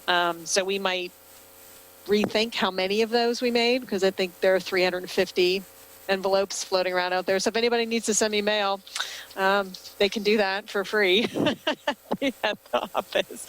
But again, I mean, I think this is all really great feedback, and this is how we will evolve and rethink some of these things. And I know our consultant is working through some of these things too, just to kind of see, okay, here's how we might change the next one. And no two open house says that we'll be doing will be the same, because the topic will be very different for the next one. It's talking about code concepts, which will be formatted in a very different way. So we'll be able to, I think, get even more creative with how we ask questions and what we do. So thanks very much for all of this feedback. This is great. Really appreciate it. I feel like I should burn up a little more time here as I go. So just wanted to get folks familiar with how the consultant is starting to approach this idea of the code concepts and how they're thinking about, and this was part of their presentation as part of the CPIC discussion that we had last week. They looked at all of our, and I don't expect anybody to be able to read this, but this was a snapshot of part of the research that they're doing as far as the various neighborhoods in the city. And they created these, aerial photographs and all of this data about the various neighborhoods and information about, what is the predominant zoning and lot sizes and that kind of thing, to kind of get a sense of what's happening on the ground in the various neighborhoods, because that's obviously a critical aspect of this project, is thinking about, context sensitive kind of code and discussion. So they went through all of the various neighborhoods, prepared various. They took a ton of pictures, and we're trying to figure out again what's happening on the ground in the neighborhoods. Looking at as for tree canopy, is it street trees? Is that where we're finding our canopy, or is it really more trees on private property, which is really more the case? And when we're thinking about achieving that 40% tree canopy goal, how is that going to happen? Is it going to happen on trees in the right of way as part of street trees, as part of frontage improvements? Unlikely. We're going to need to be thinking about how do we preserve canopy and add to our canopy as part of on private property as well. What's the on-street parking situation? And I think, and we all know, as we're familiar with the city, that it really depends on what street you're on. And lot sizes and predominant housing styles and all of these things, just trying to get a sense of, throughout the city, what's going on. And what they did was they worked through some of these different contexts that had to do with, on-street plentiful parking because the right-of-way is fully built out with sidewalks and all of it. Street trees, or trees mostly on private property, or there really aren't a lot of trees, and figured out all these various contexts. And what they found was that any one of these contexts or these conditions can be found in all of the neighborhoods. There isn't one neighborhood that has a predominant context. It's really about from one street to the next what you might find. And what this is trying to figure out, when you have your base context, what's happening in a various neighborhood, it sort of leads you to findings that they talked about in sort of how should we be starting to approach these code amendments. And that's why the way we're going to be preparing this and talking about this with CPIC in a couple of weeks, and with the DLC, with the tree board, is thinking about code concepts. Like, kind of the various options and the ways we can be thinking about the code, and thinking about how it applies to the various conditions that you find on the street or in a particular neighborhood. And what we're kind of coming to are these ideas about using context sensitive forms depending on lot size and the condition that's happening in the neighborhood. So really being able to, the challenge will be is coming up with code concepts and, you know, code language or amendments or a way or in a code approach that is clear and objective, yet is context sensitive. So those will be some of the things that we'll be wrestling with the CPIC and as we progress as part of this project, because we do need to make sure that we have code standards, design standards, development standards that are clear and objective. Is there a way to achieve that through some aspect of a form-based kind of code approach that can take the context of the neighborhood into account and still be applying this in a clear and objective way to still achieve the goals that we have for housing choice and expanding housing opportunity, still figuring out how are we maintaining tree preservation that are there, new plantings, how are we balancing those out, and how are we thinking about parking? How are we managing our on-street parking versus off-street parking? How do we do all of these things? It's totally simple. We've got it all figured out. It's going to be fine. But it was a really great, I think, a really great discussion and sort of so that folks are kind of thinking about this from a more, not just a sort of an Ardenwald neighborhood versus Lake Road neighborhood or whatever, but really kind of the immediate neighborhood and thinking about how can we write code that makes sense in the neighborhood for all the various conditions, because we find them all throughout the city. So, and then part of the other discussion that we had with the CPIC that night was just kind of a round table discussion, asking members to talk about the various kinds of housing experiences that they've had in their life, which was a really interesting discussion. It was really helpful, I think, for folks to think about, depending on where you are in your life or what your situation is, you could have probably lived in any number of kinds of housing, you know, in an apartment or in a duplex or in a single unit home or what have you. And so it was kind of a nice way, I think, to sort of bring all of these housing ideas or things, parking and just all of these different ideas down to kind of you thinking about where you've lived and what your lived experience has been. Sometimes it's easy to kind of forget, you know, where you lived 20 years ago, but what was that like? And so I think that was a really helpful conversation for everyone to kind of just expand and think about that a little bit more. So where we are right now in the project, we are in the kind of code concept development phase right now. Again, we'll be having that discussion in a couple of weeks with the CPIC, the DLC, and the tree board to sort of talk about these code concepts and how we're going to prepare code concepts for community review and feedback in the new year. And using those code concepts to then inform the actual specific nerd code language, but we'll be kind of sticking to the way to approach the code concepts with the community before we get to the nitty-gritty of the actual language. So that's what I have. Happy to answer any questions for you tonight. But the video for the CPIC meeting, if anyone is interested, has been posted to the CPIC page. So there's a link to it if anybody wants to watch the movie of the meeting, and the entire packet will be posted on Thursday. So for folks that are interested, it'll be sent out, of course, to the CPIC members, to the DLC and the tree board, but the packet itself will be available on the meeting page on Thursday. So there'll be plenty of time for folks to look at the code audit report and the various materials that we'll be including for that packet. So that's what I have. If anyone has any questions, happy to answer them. Maybe I'll stop sharing my screen.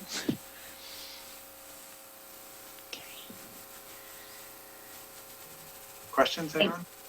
I was just going to thank Vera for bringing her full nerd self to this work. She has been just immersed in this for weeks, months. It feels like a year. Maybe it's been a year. It's just she's been so in the midst of this, and I really appreciate all the time and thoughtfulness that she's put towards it, and all the other things she keeps doing on the side. So thank you for all of it. Yeah, thank you, Vera. And please don't take my questions as they're questions. That's all they are. They're not judgments. They're not really, they're just questions. Because I know how thoughtful you are, and I know, and Kelly too, and Layla, everyone working on this. I really, really appreciate, that there's a process, and you've been thinking about these things, and you have, some of the same desires as I do, in terms of outreach and making sure that we're reaching, everyone we can in the community. So please, please, please know how much I appreciate you. And I know you're doing a great job.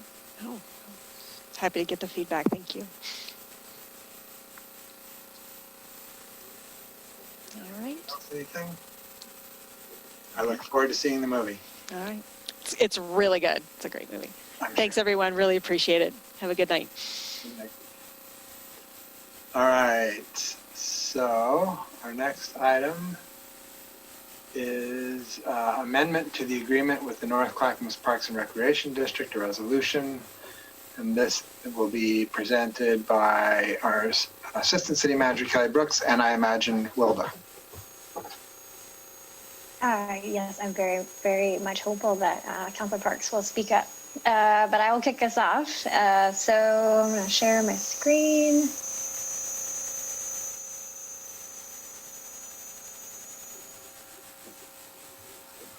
And do you all see?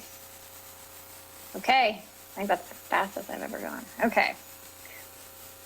So I want to start by telling you that I didn't do what I said I was going to do the last time we talked. I said that we've talked about the bylaws and the changes moving forward with the NCPRD District Advisory Board a number of times, and that I plan to bring a letter back to you all that you could meet this objective, which is in our... Yes. Kelly, can I just ask, this happened to another presentation, and I want to make sure that you're aware that we see the screen that includes any notes that you might have. I don't want the note, but I don't have any, so you won't see any. Just heads up. No, thank you. I appreciate that. Thank you so much. You can also see the next slide coming. I think it's a matter of when you go to present, you can choose either your screen or you can choose just the PowerPoint. Okay, hold on. Are you okay staring at it this way? Because there's nothing secret on the next slide. It's fine. I just wanted to make sure. I thought to mention it to, I think it was when maybe a Peter's presentation last time it happened. I just wanted to make sure you knew that that's what we were seeing. It makes it a little small too for the viewing audience. So I should fix it, is what you're telling me? You might want to make one stab at. All right, hold on. All right, hold on. Stop share. I'm going to try this again. Okay.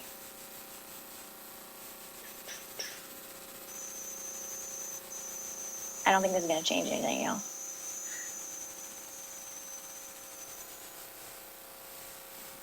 I think this is the exact same thing I just did.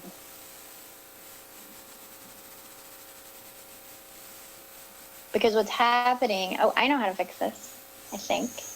Be careful, I'm unplugging something. Okay.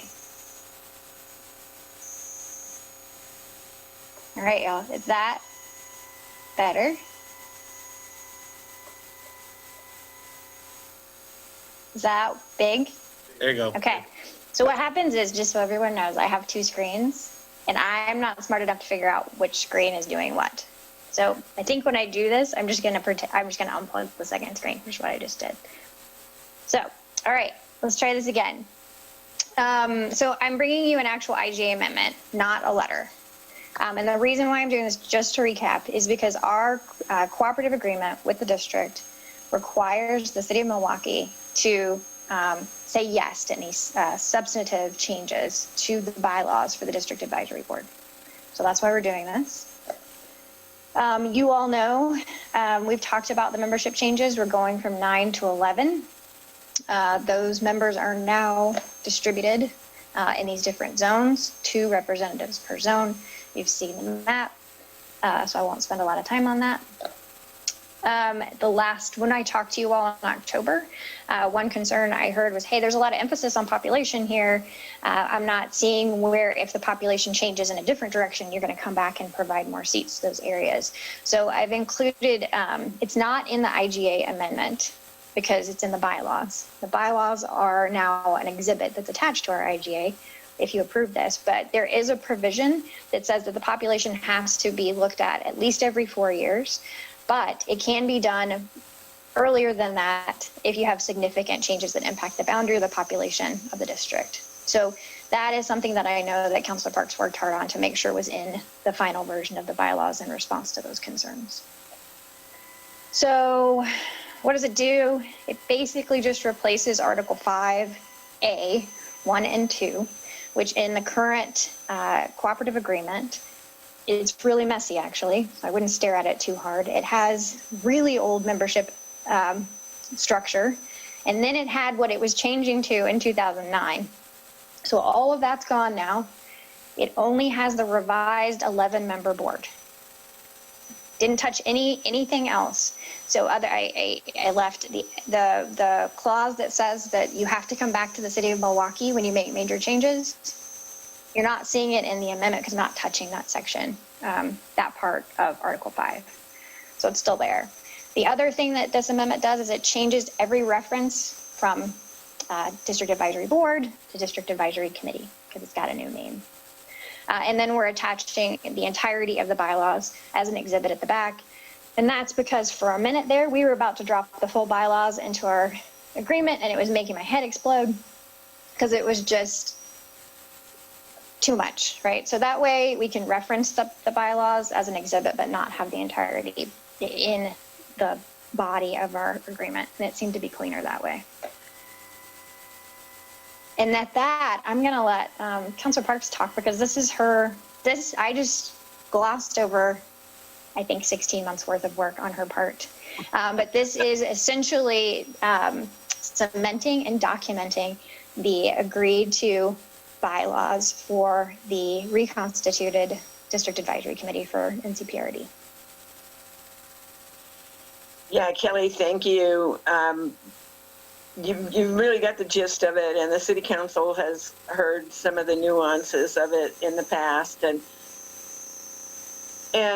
it was not, quite frankly, it really was not an easy decision to come to full agreement of the 7 members that had currently, up until that point, constituted the District Advisory Board. And you can see why we changed it from a board to a committee, because we don't make decisions, we make recommendations to the district board, which is the Board of County Commissioners.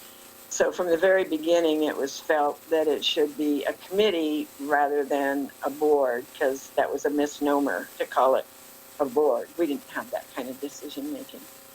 And for me, I think one of the good things is that for the first time ever, really, we, the city of Milwaukee, have 2 seats for sure on this.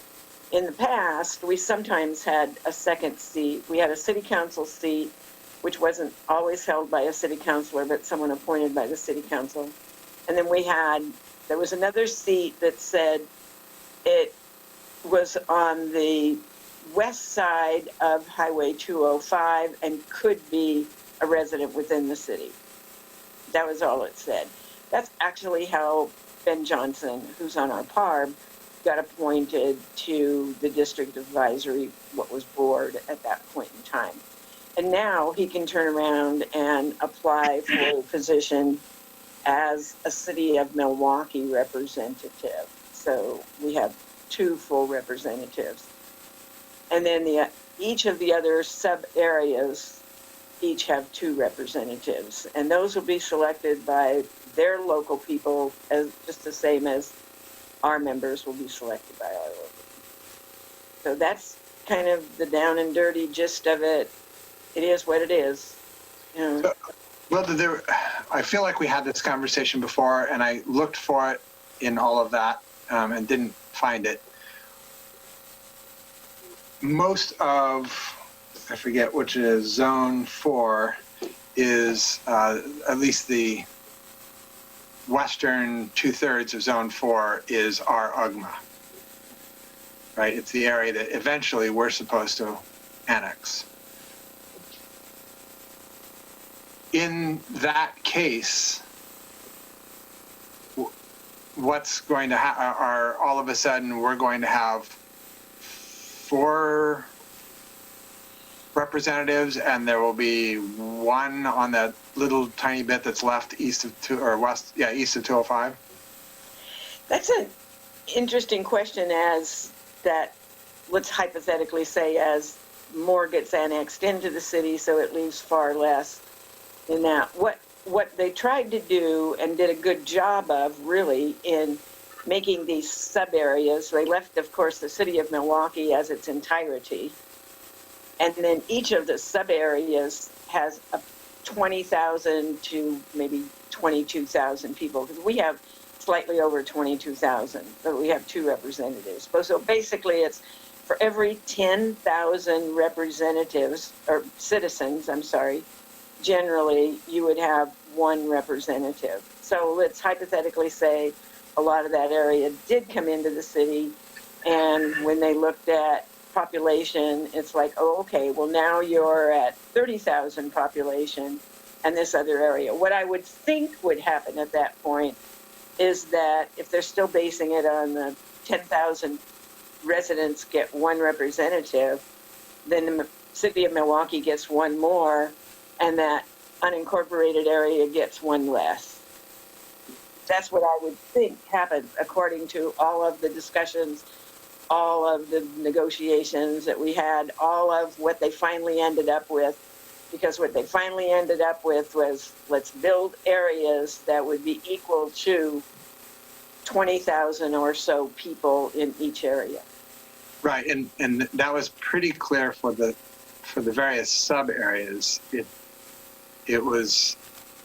didn't really call. I mean, it's like they're making Milwaukee its own thing, right? Milwaukee is one of the sub areas. Yeah, but they're not calling it.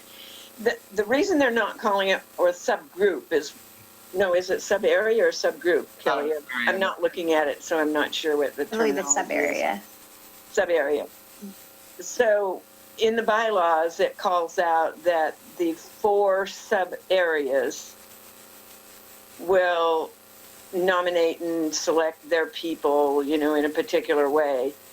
With the city of Milwaukee, they let us do it however it works the best for the city of Milwaukee, basically, with the others, they have to go through a community group that takes a selection, makes a decision. Our city council makes a decision. At least it has in the past. I'm assuming it would still say this the same way. So we're not called a sub-area. We're just called the city of Milwaukee. But basically, we are one of the, what would be 5 sub-areas. And it's a little anomaly, too, with what is right now the Milwaukee Center. It's not called Milwaukee Center Representative. It's called the Community Centers Board Representative. So if a point in time comes, let's say Concord School, if they end up with a board of directors who acts and works like the Milwaukee Center Board of Directors does, then they would be able to say, hey, we've got a person we want to put in the mix, and then there would be a decision made amongst any existing community centers who that one person would be. Does that make sense? Right. Yeah. So there would only be 1 person for all the community centers at that point.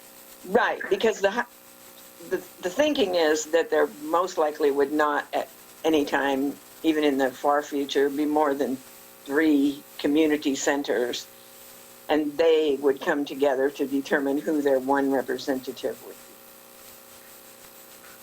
That could change in the future. Bylaws can always be changed. Right, yeah. It won't take another 2 years. So I know I called in for some of the meetings too, and I know that what you just said, Wilda, is about Milwaukee gets to pick its own, and we're kind of separate, and they have this process. But looking at Article 4 of the bylaws, it doesn't really say that. It doesn't really speak to how Milwaukee picks its. It's exactly right. it doesn't tell Milwaukee how to select their people. We didn't want them to. Well, but in the absence of doing it, do we not, it says all members to be appointed by the board of directors. So we have to nominate people to the BCC and they have to approve them. And we've always had to do that. What they do is just bless it. What they've said in this regard is, in any event, whoever is nominated, put it that way, from the community centers or from the 4 sub areas or from the city of Milwaukee, the board of directors basically would bless those. Okay. Yeah, can I just jump in? It is the difference between nominating and appointing. So the only entity that can appoint anyone to the board is the board of directors, because it's their advisory body. So they appoint everyone. The difference is is the process by which those people are nominated. And there was a lot of discussion, as you'll recall, about elected and not elected. And that went away. It was like Milwaukee has 2, and Milwaukee City Council nominates those 2. Right. So, and it could be, but seriously, it won't be, but I wouldn't think, but it could even be 2 city councilors. It could be no city councilors. It could be 1 and 1, like what we've basically been envisioning. It's just that the bylaws are not going to call out how a city determines its people.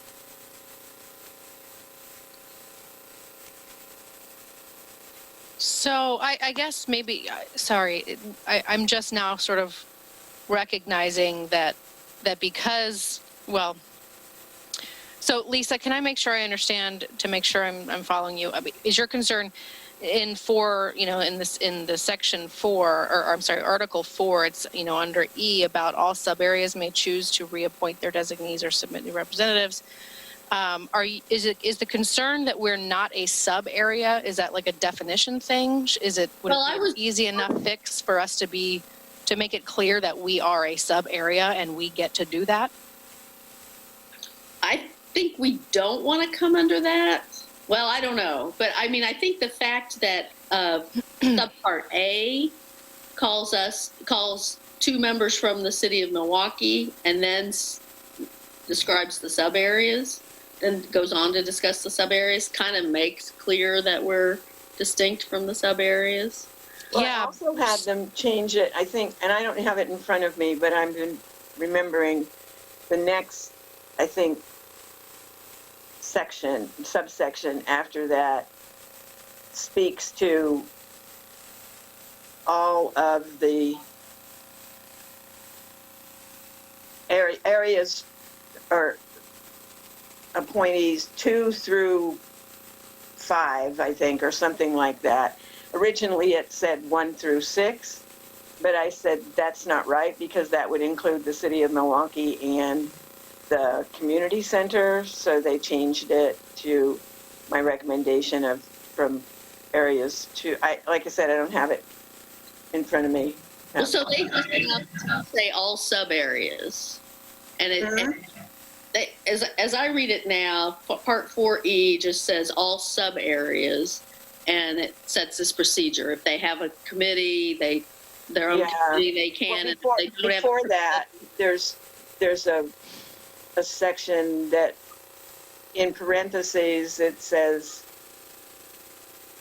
2 through 5, I think. So I'll also just state, sorry, that our IGA also provides some additional clarification around our rights to nominate representatives to this board that I did not touch with this amendment. No, because it's already good and in place and says the city council will blah, blah, blah. So it's in both places, just so you know, I think there are some additional backstops here. I'm not saying that we won't ever run into issues. I think that there's actually going to be lots and lots of opportunity to fight at this meeting about a whole bunch of stuff. I think I'm not worried right at this point in time about our ability to nominate the representatives to that body based on what we have documented in the bylaws and in the IGA. I think we're pretty sound. So that's, I think I just want to kind of maybe if I can help put that part to rest a little bit if I can. because the other part I didn't really state about why now. I know we've been talking about this for a long time, but we've also heard a lot of people say goodbye to Councilor Parks tonight. And we did want to get this done while she's here and can take her victory lap. So we are also kind of running out of time, both on our end and on the county's clock to get it wrapped up. So that's why we're doing it. Now. And we are at a place right now where we don't have ability to go really tweak the bylaws anymore. You always have the prerogative to say no, but we're not really tweaking it anymore at this stage.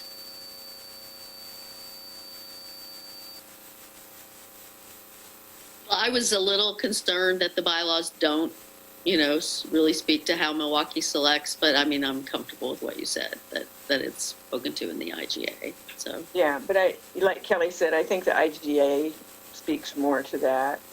Yeah. So. Yeah, I think that's fine. But I'm all for pitchforks if they they try to tell us we can't nominate our people. So you'll lead the pitchfork charge? That's what you're saying? I actually will. I will go I'll go to True Value and pick up a bunch of pitchforks and come pick y'all up. I've got a truck. I don't know. We'll go do it for sure. So if there isn't any other discussion, then Mayor, are you ready to accept a motion? I am. Thank you, which I would love to make. I move to approve the resolution authorizing an amendment to the 2008 Cooperative Intergovernmental Agreement with the North Clackamas Parks and Recreation District.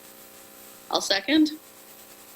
It has been moved and seconded to approve the resolution authorizing an amendment to the 2008 Cooperative Intergovernmental Agreement with the North Clackamas Parks and Recreation District. Is there any further discussion? No. God forbid, right? All those in favor? Aye. Aye. Aye. Opposed? None heard. It passes unanimously. Thank you. Well done. Good job, Wilda. Holly. No, not good job. There was much more I would have wanted to do, but yeah, it was an interesting 2 years, almost 2 years of going through just the bylaw. It's been an interesting 3.5 years, I guess, or 4.5 years, I can't even remember which, of the District Advisory Board being on hiatus and then being charged with just working on the bylaws when there are so many other things that need to be done that the DAB would generally do, you know. So hopefully in a few months now they can get on with that and do their work. And tack that on to 2 years of the C4 bylaw. Oh, yeah. Kind of followed. Well, I think Clackamas County needs to be in a bylaws conversation with someone at all times. I think that's. Yeah, I know. We could get like a PhD in bylaws. I rewrote bylaws for the Economic Development Commission. It took me like 2 months. So. Well, just if I can say one last thing, as painful as this was at many different times, it was an amazing opportunity to work really closely with Councilor Parks on something for a long period of time. And so I've known you for a while, and but I actually, the shining light of this is that I got to spend a lot of time with you. So thanks for being a really great partner and for being such a great advocate. I appreciated all your wisdom and your shoulder to cry on. So thank you. Excellent work, everyone. Okay. Then I think our last thing is a legislative session preview. This will also be led by Kelly Brooks. Yeah, and there's another PowerPoint. So get ready for however that happens. All right, here we go. Let's see.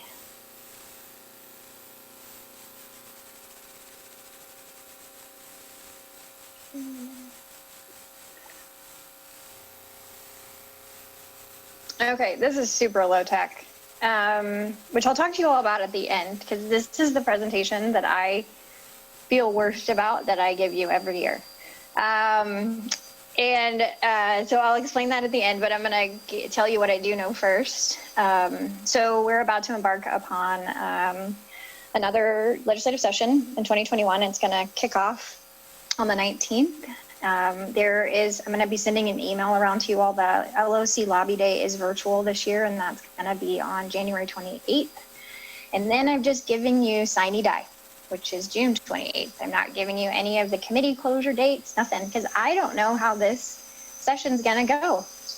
I don't even know if there's going to be a special session called between now and then. So there might be. We don't know yet if it's whatever is going to be happening is really virtual for the first part of the year. So there's been some talk about kind of moving slow at the beginning and then hopefully being able to have some in-person at some point. So there's just a lot unknown. This is a very full slide because I made it right after the governor released her budget today. So the good news financially is that the revenue forecast is staying mostly flat, like slight increases, but there's not huge gaps. And then I think actually just a huge testament to a lot of the folks that have been in that building working on rainy day funds and reserves over many, many years. There's reserves to help buffer some of the major challenges that this state is experiencing with the pandemic and wildfires. So that's actually pretty positive. So the governor's budget does some cool stuff. It's holding the school fund steady. There are some emergency funding that's going towards expanding preschool and some enhanced science math options. The community colleges and the university system are being held flat. They don't love being held flat.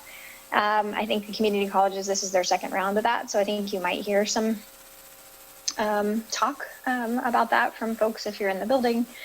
Affordable housing is kind of the bright spot. I would say that was increased over last biennial budget across many different programs. And there is a new program specifically for BIPOC community members who want to purchase a home and need down payment assistance.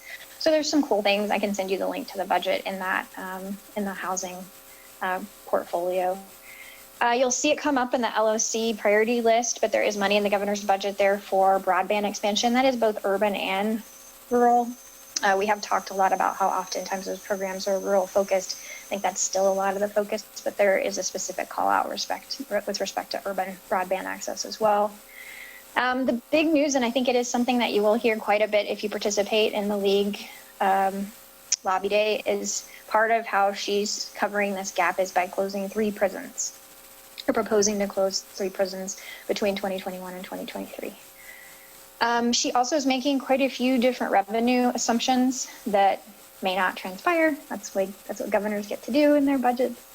So I've called out some of those there. Obviously, if those don't come through, then you can't fund all these programs. And then last but not least, the whole will there or will there not be another federal aid package of some kind is just a giant question mark. And so and it's unclear to me, maybe more clear to other folks that are more expert in this area, that what can or can't happen. So the revenue forecasts have been assuming that there's a second federal aid package of some kind in 2021. It also assumes a rollout of vaccine in late spring, early summer. There's some things that and that has been in there. So if you're not going to see that kind of aid, what ripple effect could it have on testing, business support, specifically kind of the rent, unpaid rent forgiveness program, that kind of thing. So I don't know how to answer those questions, just something to understand if you get super excited about, particular program in the governor's budget that we don't know that part yet. So I focused pretty much like solely on LOC priorities this year because it's the list that I have. In your packet, I provided you more information on those, and then I highlighted, you all had voted on which ones you wanted to support. The one that carried over was the mental health service delivery item, but the others that they are focusing on this year is ongoing COVID-19 economic recovery. I will say, in listening to Jim McCauley, who, if you guys haven't worked with Jim, he's really actually great. I worked with him when he was at Washington County, and he's very to the point. So when he was talking on last week's call, he was like, you need to spend your money, the money we actually fought for the cities to get, because if I'm going to be going back in and fighting for more, you need to spend it. So good news is Milwaukee is doing that. So we've just put in our last reimbursement request, and I think we'll cross our threshold with flying colors. So you can keep your head held high that your city asked for, and then found ways to spend those resources on things that matter, and we're eligible. So excited about that. There's more T's that need to be crossed and I's that need to be dotted as they review all that, but I'm feeling pretty good. Comprehensive infrastructure package. This one, as an infrastructure nerd, kind of catches me. You saw that the governor's budget does include some resources for broadband. When I looked at the LLC package, it seemed like part of what they were trying to get at is it seems like there's one poor guy that just does broadband stuff, and they were trying to find a friend, somebody that could help staff up that office a little bit more. So I don't know where that sits. I didn't get into the budget, into that level of detail. The long-term transportation, I think it's pretty vague, but I think it's about just sort of protecting and continuing to move forward with the transportation package from 2017. So there's not a lot of detail there. I just think it's an acknowledgement that not everything in House Bill 2017 was fully funded, and I want to keep working towards that, but there's no specific proposal. Yeah. I'm sure I'll hear about this on Thursday, but is there anything on 205 I-5 blah blah blah in there? In the governor's budget or LOC? In the actually in both. Is LOC doing anything around this? I didn't see 205. They didn't get it. I mean, I'm not seeing projects in what I'm looking at, but I'll also just tell you I am looking at kind of the high level stuff. Sure. I do know, and I did see, and I didn't include C4s. They do have a legislative kind of proposal memo that Councilor Heise, you mentioned you're going to be discussing. The only thing on that list is 205 that was specific, right? I think that was the only project called out. So I didn't include that here, and I kind of doubt the governor's budget goes into projects, but it might. I didn't look into that, but I kind of doubt that she went to that level. Okay, thanks. Yeah. Okay, and then drinking water and water quality investments is the other infrastructure component. And there's a revolving I can't remember the name of it. There's a revolving loan fund that you can apply for water resources that they would be augmenting. Property tax reform, you guys know that. Housing, water utility and rate assistance, and disaster relief and recovery were the other ones that LOC is going to be focusing on, all of which you'll hear more about if we participate in the virtual lobby day on the 28th. This I called out, so they also have their list of kind of defense or organizational priorities, which I think in this kind of environment take on a whole new meaning of importance. So I just want to call them out because there's so much uncertainty, and when there's that much uncertainty, things can go in a lot of different directions. So I actually think it's really important that we kind of keep our eye on unfunded mandates, preserving local control, preserving local revenue streams, and then this one, it took me a minute to kind of parse through it, but it's supporting the role that cities play in providing tools and resources. So we are a service delivery partner with the state, for the state, and those services, just like everyone else, are getting more expensive and more complex. So even in the ways in which we do receive resources, you know, when you're in these budget kind of tightening moments, it's easy to kind of start carving things off, and we just have to be careful and cognizant of like where that actually might cause real harm to us or our fellow cities. So I think that's important to recognize. And then avoid shifting costs onto local government partners. I think I kind of kept thinking about the bag ban, which we loved, right? Like we did it in Milwaukee. We were all in on the bag ban. But it kind of even caught me by surprise, you know, after session was done, like, oh, DQ was like, we were getting all these calls. It's like, well, you're enforcing, you know, this. And it just wasn't clear entirely through that process who was doing what and what local governments were being asked to do. So I just think we just need to, I would like to help support LOC in asking those questions when these bills come forward, even when they're about awesome things, just making sure that we know so that I'm not breaking Tim Sawyer's, let's just be clear, because we don't have that many people to go enforce different things. So with that, I just want to open it up to you all to talk. So the reason why I feel bad is because I do not have the information that you would like to have. And honestly, just because this is so not in my day-to-day job anymore. It hasn't been for a long time. So, you know, case in point, like when I got the governor's budget today and I read it, 10 years ago, I would have known what was in it 2 months ago, right? Which would have been more helpful to you. So I think I want to know what's most useful to for your time. Like I can go find information. We can use this as time to like gather and you tell me, okay, I really want to write on this letter and you guys can talk and vote and we can get it in. But I kind of don't want to keep coming back, you know, every other week or even once a month if I'm just regurgitating information that you know more about than I do or could read yourself.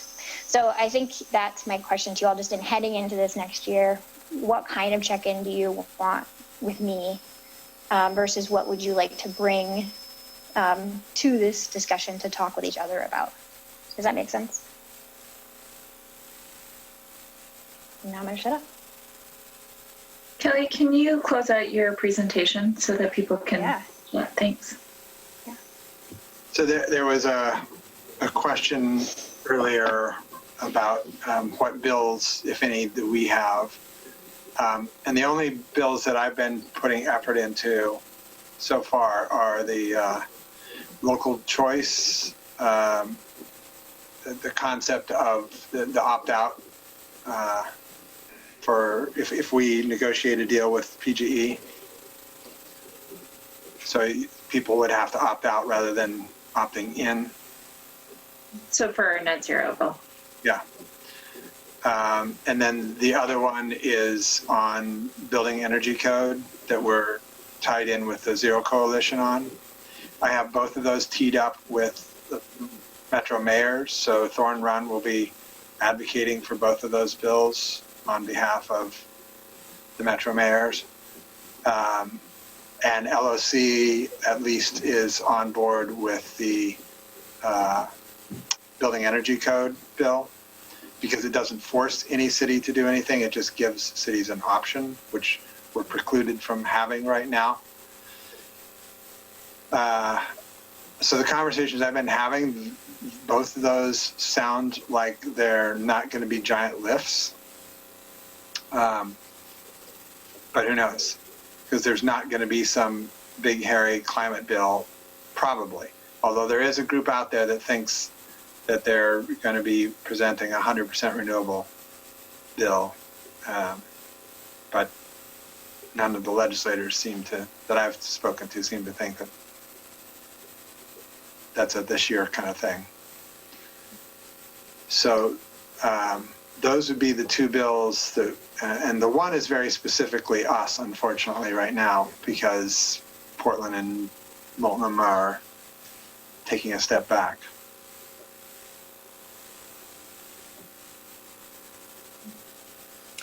And we do have at least some LOC support on both of those as well. So it's not, because those are both, sorry that I'm not being very articulate about this. Two of those were things that we actually voted on. Those were proposals that came forward from the LOC Energy and Environment Committee. So we supported those. And anytime LOC has something like that makes it that far, makes it to the slate of things they vote on, as long as it's a fairly simple concept, they will, you know, they'll provide some support around those. So, and Tracy believed in both of those ideas and is supportive. So she's the person who really would carry that in LOC land. So I think one of the questions I have based on that feedback is, what is the expectation from council around staffing on those items? I know that the sustainability team has been very involved in both of those discussions. They've been attending regularly, and I'm expecting that Natalie or Peter would be involved if there was a lobby day on either of those topics, going down and testifying or being engaged at that level. I think the real question for me is, Kelly's not planning on being there. And we don't have her as a lobbyist. We don't pay a lobbyist right now. And each year we sort of get closer to this conversation, which is, in Kelly's old job, she was a lobbyist. So what we ask of her is very different than what she is used to providing for another agency. We don't actually have the capacity to do that unless we were to take a heck of a lot of things off of her plate. And I think she's trying to be transparent with all of you that that's not what she's been doing. And she wants to be as supportive of you and those goals as possible without making you believe that we're doing something we're not right now. So I just want to pull us back to that as well. I do know about those two priorities. Mary, I also know that you were working on a piece of legislation with Representative Power around banking local government banks, and you were going to bring that up tonight. So I'm not sure if you sort of let that pass or if you still wanted to engage on that space. And then I haven't actually spoken to the other 3 council members on this call about other legislation because this has been very specifically tied to the climate goal. So I think I'd still like to hear what the other pieces of legislation are that you may be following. I know Councilor Faulkner has been really involved in the code and statute rewrites for housing, so she may have some insight on that front. Nope, okay. But again, I think we're here to facilitate a discussion. That's what Kelly is telling you, and we aren't actually taking action unless this group has a very specific discussion about that. And then we're going to have to pull some things off of her agenda. I am interested. I was interested in the bullet, Kelly, that you put in there from the governor's proposed budget about the second mortgage deduction. That's a bill that sort of, is proposed, I think, every year, but goes nowhere. So I'll certainly be following that myself, and we'll definitely be reporting back to you all, because I think that's, that funding affordable housing, that could generate not an insignificant amount of money for that. Right.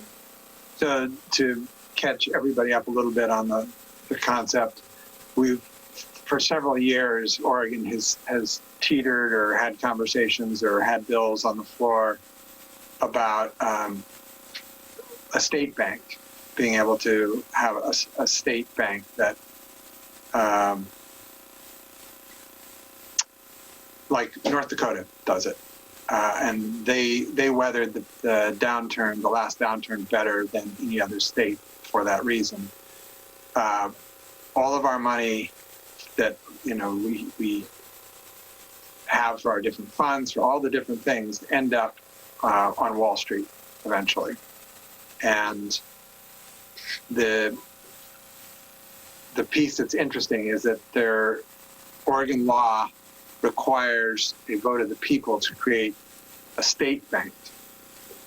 But a city could create a bank, and that doesn't require a vote of the people. So there is a group that's working towards getting that bill passed. Had quick one-off conversations with councilors from other cities.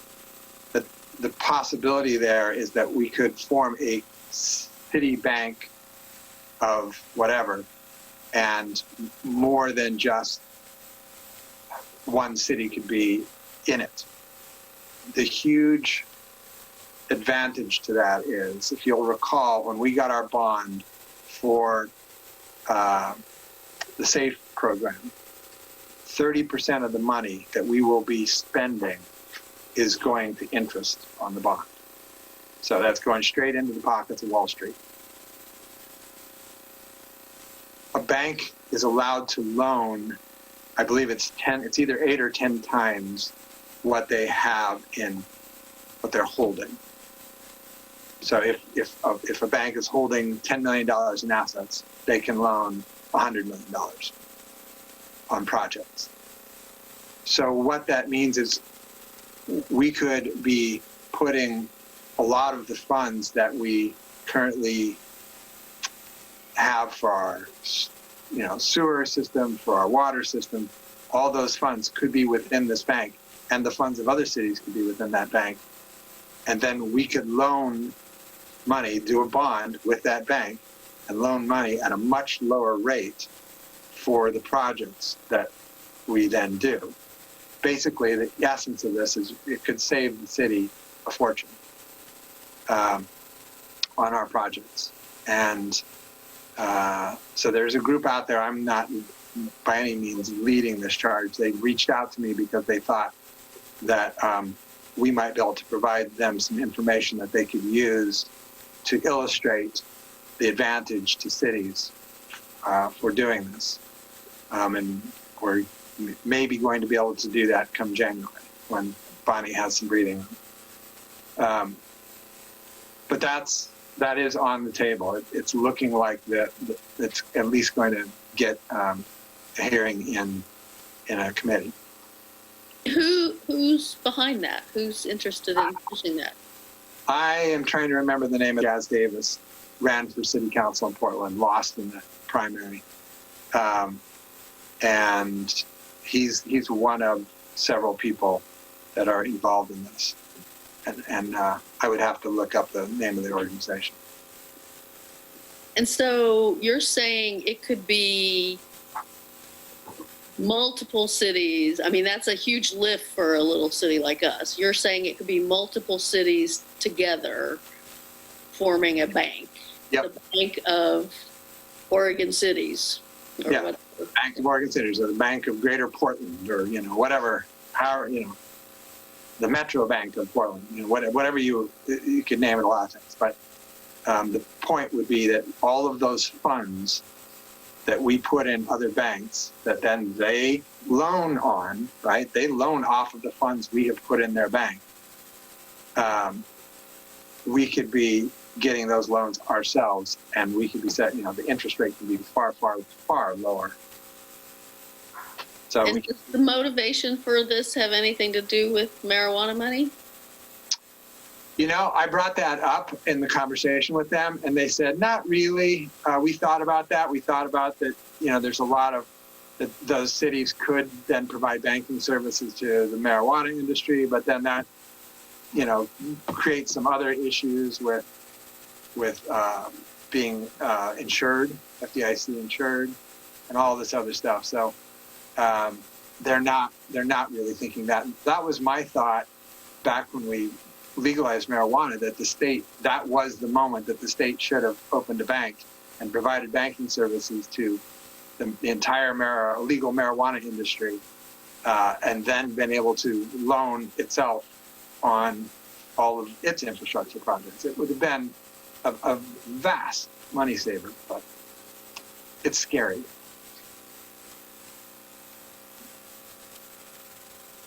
Our treasurer does not have that kind of gumption.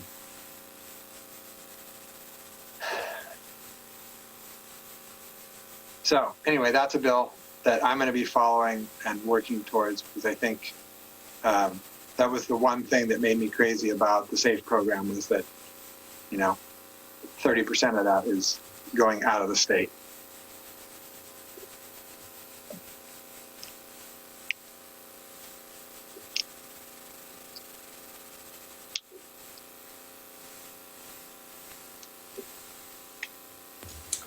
As far as the two climate-related things go, I think the mayor and I have both been engaged in those conversations, as well as Peter and Natalie. And I personally have no expectation that you're going to do anything more than we're already doing, Kelly.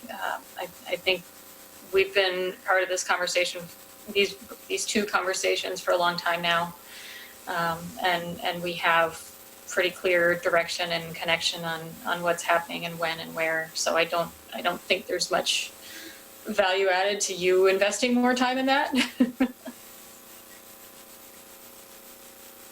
Yeah, at some point in the future, we probably should have a conversation about a lobbyist. Cities our size have them. Wilsonville has a lobbyist. So it's not crazy talk to be thinking about that. And frankly, the Metro mayors are not spending a vast fortune on Thorn Run, and they're getting a lot of value out of that relationship. So Kelly's actually probably the person to say what I'm about to say. But we should get a lobbyist if there's something really specific that we are expecting, that we as the city, especially like as a unique agency, we are pushing for, and it's ready, and we need to have somebody in every hearing, and we need to have somebody getting us through multiple committees. And I think that on those years, it's absolutely worth it. So if it looks like the legislation, I know we're still in conversations with Multnomah and Portland, and it looks like the climate bill it needs to be a specific thing and it's our thing, then it's probably worth us having that discussion during a budget cycle about whether or not we bring in that kind of cash towards that kind of goal. Kelly may have better numbers. When I was hiring lobbyists back in Salt Lake County, it was 20 grand for a lobbyist who could get me through the session and who would have the 4 or 5 key priorities in mind and would have somebody, like, even if it was just an intern, sit through different committee meetings and make sure that we were always in the know on the thing and got us into the right meetings we needed when we needed them. But you can spend more than that, and I'd have to defer to Kelly on that. Yeah, the Metro Mayor, I think, if I'm calling correctly, we're spending $1,000 a year on that. 30,000. But that is year round. They kind of staff our meetings every month. They deal with Metro and the state. We get a lot of benefit for that 30,000. Yeah, I think 20 or 30. I mean, it's been a while since I've hired one, but I just would underscore what kind of Ann said. It's for kind of specific city outcomes that you need, it's really worth it. And particularly if it's budget related. So spending $30,000 to protect 100 or 150 and sometimes much more than that, then it starts to pencil pretty quick. For things that are kind of higher level policy that aren't city specific, usually, I mean, what we've been doing is just sort of lending our help to broader coalitions, nonprofit organizations, just lending the name, lending that support to help them move forward. And for that, you don't really need a specific lobbyist just for you. Well, and you told us earlier this year that, you saw that that we might need a lobbyist for the dam removal at some point, but it doesn't seem like this is the year for that. I mean, I think, and although the fact that they're prioritizing a transportation package was like, oh, that's interesting. I don't think they're going to. Yeah, no, I think that is a perfect example of something that you kind of have to, it is so specific and unique to this city that you have to staff it up just to try to find the way in. Mm-hmm. And then particularly if it's a bill that you're introducing that has to clear, multiple committees in both chambers and nobody cares about it but you got to pay somebody to make other people care about it and get it through all those committees. And it just takes, and it usually takes multiple sessions. The people that can get it done faster, they're even more expensive.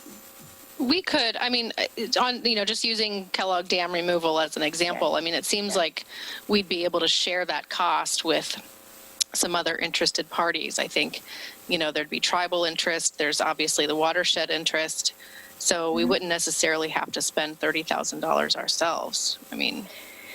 Yeah, I think too, like if you ended up partnering or, contracting with a wetlands remediation firm, those folks sometimes have their, they have resources that they can bring to that kind of thing. So yeah, it's more about the decision of like, okay, but when you pick one of those things, you do have to get a lot more regimented. This is kind of a fun, I both hate this and love this approach because it's so open. Like we can talk about kind of anything, if we were paying, $30,000 or $50,000 something to move something, you would get the much meaner version of me, which is like, can't talk, we are only talking about these two things and everything, it's just, you have to be so disciplined, like to keep moving the boulder up the hill, which is why lobbyists aren't always the nicest people. But yeah, we'd have to just kind of revamp. Lovely though, if they're watching tonight. Sorry, I love you all. Yeah, but it also means that the topic matters too. So there are lobbyists who are really great on water quality issues, or lobbyists who are really great on nonprofit issues. Or you need the right person too, because you need the person who has the right relationships in those moments too. It takes at least 3 to 4 months to get that through that process before you even get to the legislative session. You usually want them in place before September, when your bills have to be in. So if we get to that point, this is a full year process that we need to talk about. And it really should be one of your 3 goals, whatever the thing is that we're investing, because it's going to rack up money, not just for the lobbyists, but also just for the time commitment from each of you and council, from staff, and from all those pieces. But if we see a game plan like that, then it probably is a council goal, because then it is a thing that we actually see you could make a real difference and get over that bump. And this could be the thing that we need, and that kind of focus that we would need. So all that makes a ton of sense. Thank you for did you get exactly what you needed? Do you feel? No, I still feel bad. Thank you for sharing what you're working on. I understand that for the building energy tax credit and the kind of the net zero legislation, you're all set. Peter and Natalie have you, and you're good. That's awesome. Sure. I know that Council President Falconer, you're going to be watching. You're keeping your eyes on particularly the potential to shore up resources by getting rid of the second home interest deduction for those mortgages. So that's good to know. If there's anything you see and you want to bring it here, I think my question is, do you want a standing time to talk about this? And is it monthly? Or do you want it to be as needed? Like, hey, we'd like to add this on to the agenda because I have a thing and I need to talk it over with council. What works better for you all? I mean, I think it might be helpful to have it as a standing. We can always really skip it, if we don't have anything, and it doesn't, I guess I want to answer your question that I don't know that we have high, we don't have these, huge expectations on your time that you're going to be preparing. I mean, at least I don't, because I know that this isn't, really a part of your core job. So I don't have that expectation. I hope you can relieve yourself of Thank you. I some appreciate that. stress there. But I do think it's helpful to have you, have the space for us to have a conversation and to sort of bounce some things off of you, because you have so much experience in this arena and we don't. So I think it's helpful to have it on the agenda. That way it's already there. It's not something that we have to oh no, something came up. We need to fight this and we don't have an opportunity to do it. And we have to try to call a special session, and we don't have notice for, we've got notice problems. So. Yeah, I think just on the end of the session, like it's been for the last couple of years, so that when we do have something, because the sessions move fast. I think I have a request. I love this. This is actually why we've had it at the end of the meeting, is so that you always had just the space to talk. But what I would ask is, I'm actually going to ask Kelly not to do a staff report. We'll leave this on the agenda as a floating time. No staff report. If there's a letter or something that needs to come in and you want it included in the packet, you send it to her in advance. She'll include it in that space, but there still won't be a cover on it. And we'll have those discussions there. Does that work? So we're not keeping a chart. No chart. Okay. I mean, I think to me it's pretty clear that the financial situation is such that a lot of the things we followed in recent years aren't going to be on the table. But there are some things that don't necessarily cost money that I still do want to try and track. And I guess I can try and track them myself. But one of those is like gun control measures. There's no reason those can't go forward. Those have nothing, those don't have a big financial ramification for the budget. No, and I think, Councilor Beatty, you could even come to the table in one of our early meetings and say, I think we're all in alignment around gun control. These are the types of bills I'm hearing about. If I see something, are you comfortable with me writing a letter under the name of the council and sending it around to all of you to see if you generally support the trajectory, and then submitting that to the committee? I think that's honestly the role that list has played over the years, is just a way of remembering the bills But in the end, most of you remember the bill anyway, and it's just Kelly trying to write it down fast enough. The other ones that we've talked about are the speed enforcement for camera enforcement for smaller cities. That was always a big one, and we still don't have that. So there are things that'll come up during the session where we've taken a stance in the past. We'll talk about it at this meeting. You know, it'll be in the minutes. We'll have a documentation that you have the support of council to submit a letter as a team, and then we can just put the letter in the packet instead of trying for Kelly to spend the day before just going through all of the bill language and then not really having it be of any benefit.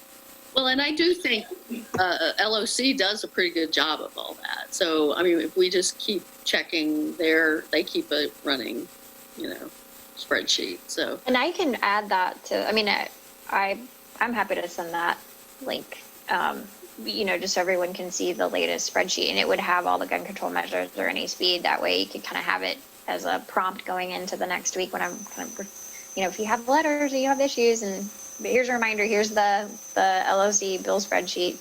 It wasn't ready today, or I would have brought it today. I usually just reformatted it, so I took everything out that you didn't care about to make it easier to read. And that was my main value. You have a lot of value. Thank you. No, I know. You're all here to validate me today. Okay. Well, I think this is is there anything else? I think I have what I need, and we'll keep it on as a standing time. I won't do staff reports, but I will do prompts with the LOC list, and just an opportunity to make sure that I have any letters in advance, so that they can be in the packet, and that should get us through unless something comes up, right? If a bill pops up to eliminate the city of Milwaukee, we're gonna get to lobby on that. So we'll have to change course. All righty. Anybody else, anything? Thank you. Just one question. Yeah. We don't have any reason to think there's any change afoot on annexation stuff. It didn't come across on any of the LOC anything. Okay. And none of the city managers have been talking about it. Usually I'll get some sort of Stratford or one of those. I haven't heard anything. I don't know. These are the ones that make me the most nervous, these sessions where it's just not clear to me what's going to happen, and issues that you can fight on that actually aren't about money. So I don't know. I haven't heard anything. Okay. Thank you. Yeah. Okay, then. Well, if there's nothing else, I will entertain a motion to adjourn. I will move to adjourn. A second. All right. All those in favor? Aye. Aye. We are adjourned. Thank you.